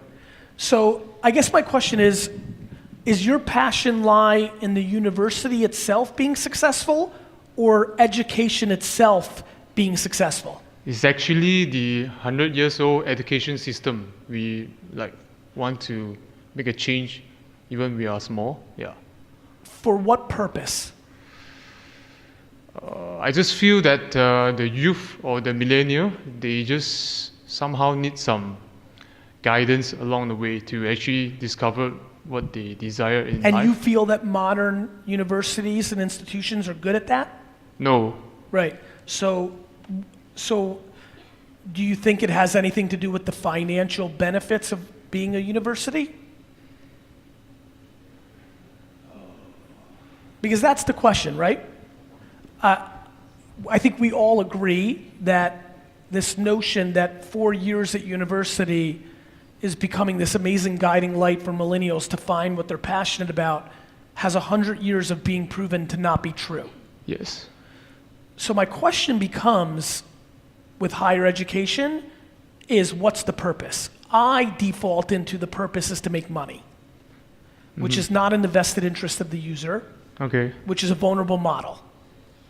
If your passion is to help young people find their passions, yes, I have a funny feeling your default wouldn't be into saving the institutions known as universities. Okay. Now, that's the interesting debate, right? I feel that, unfortunately, universities have manifested into incredibly self-serving machines. Yeah. And they're so broken that I've gone so on the other side, and I can't speak to other parts of the world, but in America, they've become the worst thing on earth.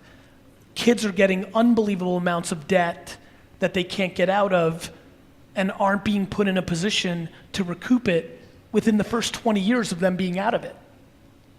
Now, I know there's other rules in other places, so I know a lot of us are from different places, but if you're if you're telling me your passion is to help kids find their passions, I would use a blank piece of paper and reinvent a new model. I have a funny feeling that whatever you come up with is not going to be something that the traditional universities are going to like because it's going to break their financial system. Yes, exactly. So now the question is, do you want to find a new business model for a traditional institution because that's what you do for a living right now? Or do you want to go on a quest to reinvent the opportunity? Those are two very different things. Quest to reinvent. Good. So I'm an investor in a startup called Mission U, Okay.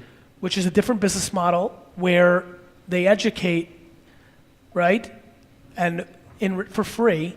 Okay. But in return, the students give 15% of their salary the first 3 years of their career. Okay. I think what Adam's doing there is trying to rethink the way this is all played out. Yeah. But I still think it's self-serving interest, right? Produce people that, if you think about that model, produce people that will actually make money Yeah. so that I can get back my 15%. I question the whole thing. Now, I question the whole thing because I was a terrible student. I was super self-aware of who I was. I would tell you, if you really want to achieve your goal, you need to create a model that gets to 6 to 10-year-olds, and you start finding a way to teach self-awareness. Okay. If you can figure that out, you will achieve your goal. Okay. Thank you, Gary. You're welcome. I'll go more. Okay. Okay. But maybe you notice all these guys Listen, want you to have run a the picture show. with I'll you. stand here until tomorrow and just leave, and then, No. but All if- these guys want to have a picture with you. Yeah, but if you're in charge, not me. I'm Okay. just- So do your job.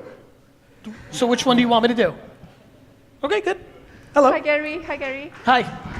Okay, in every businesses, there's the supply and the demand side. The most interesting thing that I've heard That's- somebody say in a long time, because you're 100% right, and Yes. it blows my mind that almost nobody talks about it. Okay, so here's my issue. I don't have any problem with the demand portion.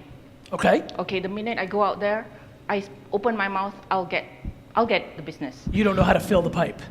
Yes, and I don't know how to duplicate myself. Because you can't. I can't. I don't know if you heard. Yes, I know that, but I really, really need to automate my business and duplicate myself you so have- that I can go home and have a holiday. I understand. So what do There's you only do? two things holding you back. Your inability to operate or your ego. So we just have to dissect it with a couple questions. What do you sell? I'm in consulting. Great. Why haven't you hired more people to consult? I have. Good. But they're just not up to it. They're just not up to the level. And Hold on. Up to whose level? Yours or the client's? the level that I set as the basis to benchmark as what I got it. offer as my service. So you, real quick, who's hiring these people? Me. Okay. So let's play this game together. All right. What's about to happen is you're about to get exposed to yourself, and then you'll be able to win. You're playing a very fun game of you've got a big fucking ego. I mean it. You've got to wrap your head around this. You're hiring. You've created an arbitrary benchmark that nobody's hitting because you have put yourself on a pedestal at the mercy and the detriment of building a bigger business because you want to self-fulfill that you're so much better.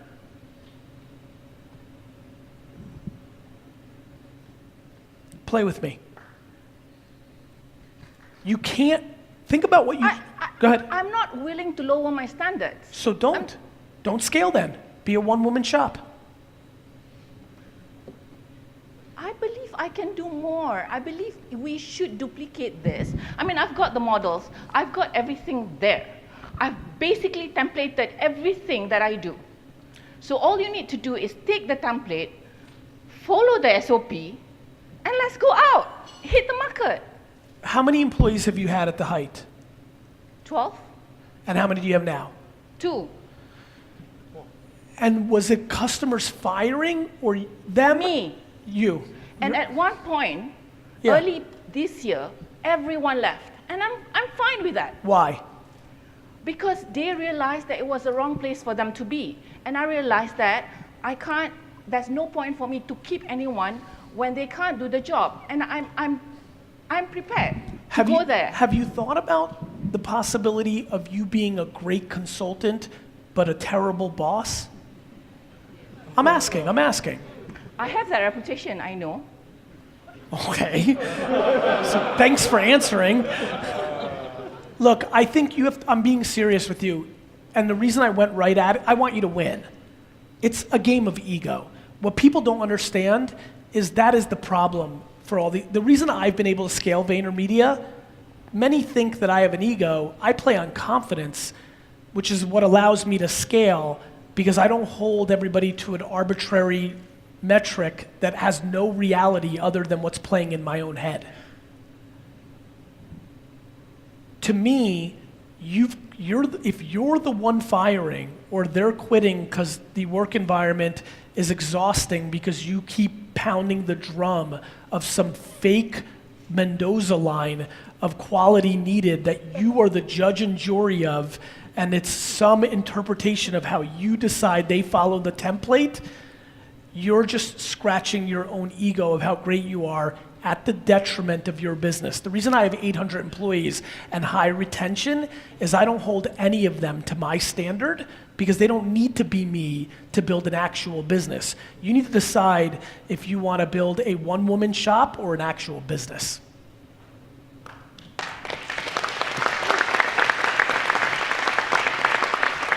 And can I tell you something? There's nothing wrong with the one-woman shop. The way you'll scale is you may charge for content. You may write a book. You may start getting paid more to speak. You know what I mean? And even when I say it, when I see you react, you don't need to build a 40-person consulting shop because maybe you don't like it. It's not that you're a bad person. It's that you don't want to lower your standards. And if you're stuck in that, well, then monetize a different way by expanding more around you versus trying to build out an actual business around it. Do you know what I mean? And that's okay. Doesn't make you a bad person. As a matter of fact, you'll probably be disproportionately more successful because you're being self-aware and enjoying being the one-person band and making your money that way. You don't have to build VaynerMedia. You don't have to build Bain & McKinsey. Be you and be your best self your way and enjoy it.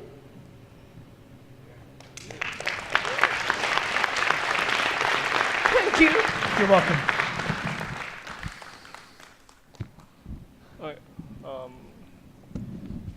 Bro, do you mind if you help me video this?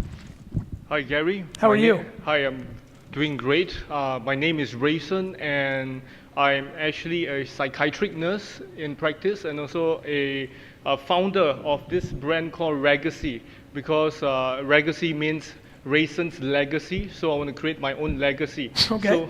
So now that I'm actually in doing freelance coaching, training, and speaking, motivational speaking, I would like to actually ask you, if you were me, within the next 2 to 3 years, because I plan to leave nursing, because I find that I have a lot of potential, and I believe I can do even more, not just helping the mentally ill and even my mother who suffers from schizophrenia.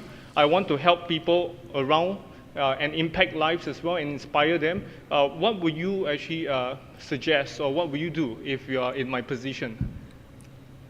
And you want to leave in 2 or 3 years? Yes. I would save money. Save money. Save money. Okay. And produce content to create awareness for when you leave. And I wouldn't spend money on dumb stuff, because when you go make that jump, you want to be in the most safe place financially, right? Yes. So I would save money and produce content. I have been producing content, which is what I call the Ragacy Show. So the Ragacy Show is actually where I interview entrepreneurs, successful entrepreneurs, actors, even just now I actually interviewed Shad as well, and I interview a lot of people. I already have done only 11 episodes for now, but I am doing more because I'm actually using Facebook Live to do it. Because I feel that Facebook Live has always been a negative component where people actually use it to see people jumping down or accidents and stuff like that. So I want to use it as a value adding content. So I'll use it, and then after that I convert it to YouTube, and then I will share it on YouTube and let people watch as well.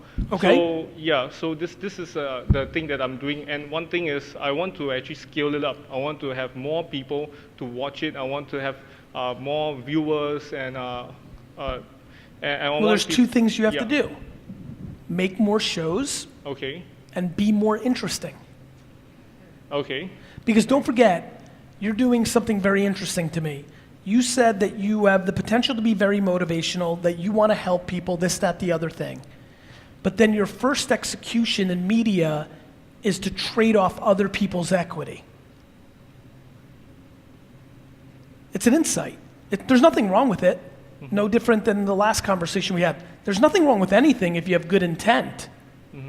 But you have to be thoughtful and ask yourself, if you have so much potential to be so motivational and bring value, why did you go down the path of having guests, which is always the quickest tell to needing something else to drive content versus just being on yourself and up here?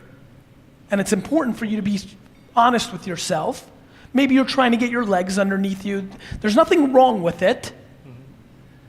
But the way you framed it up, where you converted your name into legacy, and your first move is to interview other people, which is the real driver of it, the first thing I would say is do not jump until you're ready at a place where you can command an audience by yourself without leveraging somebody else.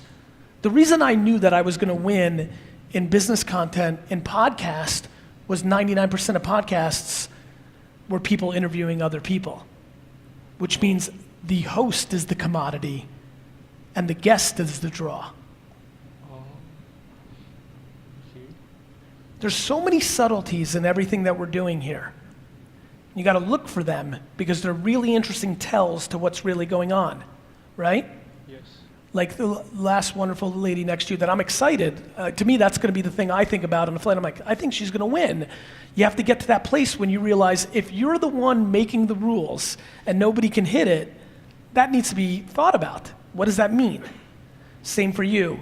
If you're going to make that jump, especially when you have the audacity to convert your name into legacy, that you need to be good enough before you jump into not being at the mercy of somebody else. Okay, thank you. You're welcome. Do you mind if I have a photo with you? Sure. Thank you. Last one? Gary, I would just want to get as close as possible because I still can't believe I'm talking to you. Thank you. Okay. And this is the last question, guys. Okay. Sure, I got you.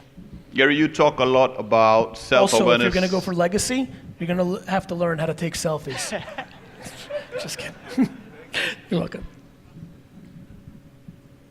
Awesome. Thank you, my friend. Good luck to you. Yes, sir. Gary, among all the things that you talk about being branding, marketing, and all of that, the thing which hits me hard the most is self-awareness, because you always talk about self-awareness. And the reason why that's so is because I've got a brother who is born with cerebral palsy. Yes. He's born with cerebral palsy. He was a breech baby, and doctors said that he wouldn't be able to live for more than 24 hours. Yes. But then he's gone on, he's achieved some good things. He's even written a book that's titled Better Than Normal. It's the t-shirt that I'm wearing. And he wants to become a speaker. Yes. He wants to go on and inspire life. Our big mission is our dream is to inspire 50 million people by 2050. And coming to the question, do you think, because you're super successful entrepreneur, everything that you are, we all want to be you, I want to be you. Do you think you would have been this successful if you were born with some kind of disability, or if you were born, I know you had some disadvantages in your life, but do you think you would have been this successful if you were born with a disability, something that you cannot change about yourself, something physical? I don't know. I think it would be crazy for me to answer that question. Here's what I would say. I think that disadvantages are the ultimate advantage. I think adversity is a humongous advantage in life, but when you go into real diseases or things that could create huge insecurities. If you're born without an eye as a child, like having a glass eye could have created such a complex that maybe the confidence would have never been there. So I think it's crazy for me to even take a stab at judging what would have been. I think that would be inappropriate. And the reason why I say that, because although our brand is better than normal, if you ask Hitesh, he's not here today because he's in India doing his therapy, and we are doing a movement in India because the market is bigger. But he's got to do therapy every single day, 6 to 8 hours of it, just to maintain his state. And if you ask Hitesh, even though we want to inspire 50 million people by 2050 to become better than normal, if you ask him, Hitesh, before you die, what is the one thing that you want? The irony of it is that he will tell you that he wants to be normal.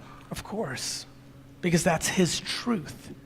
You know, instead of some arbitrary number of 50 million people, 2050 is an arbitrary thing that you guys stumbled on that has zero anything. I think that, you know, to me, I've always thought about it as best way to get to 50 million is to focus at one at a time. The second I hear of 2050, 50, I'm like, finished, right? Like, so that makes sense. And I think, you know, it's super awesome to see the love you have for your brother.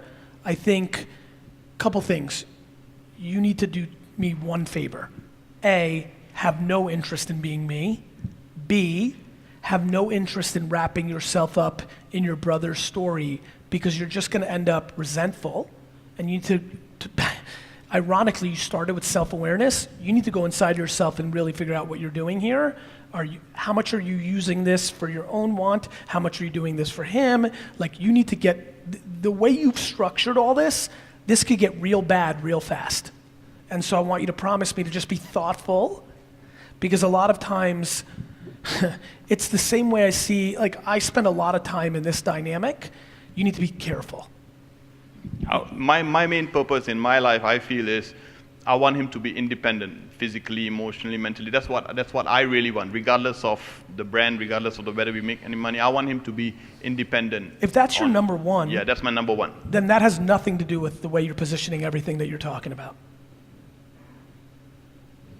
There's nothing you've said that even comes remotely to mapping to that truth. I want him to know that. I don't think he knows that that's my number one. So go tell him. I told him that a million times, but he somehow believes that it's not my responsibility for him to be independent. That would make sense. You need to be thoughtful. Promise me. Because this scenario turns out bad a lot. Yes, you end up with nothing. Not your brother, not the brand. Just be smart. And I know you don't read a lot of books, and you probably read only 4 books in your life, but I would just like to give this one to you, maybe for your kids, maybe sometime when you have. Sure. Thank you so much, Gary. You're welcome. Thank you very much, guys. Thank you, Gary. Put your hands together for Gary Vaynerchuk, ladies and gentlemen. Thank you. Cool. As Marcus Krasastik would say. Great character at VaynerMedia. Anyway, nonetheless, hope that went well for you, and would love your comment below of your favorite question from the keynote. Not your favorite thing that I said or the thing you learned, but your favorite question and why from this keynote. See ya.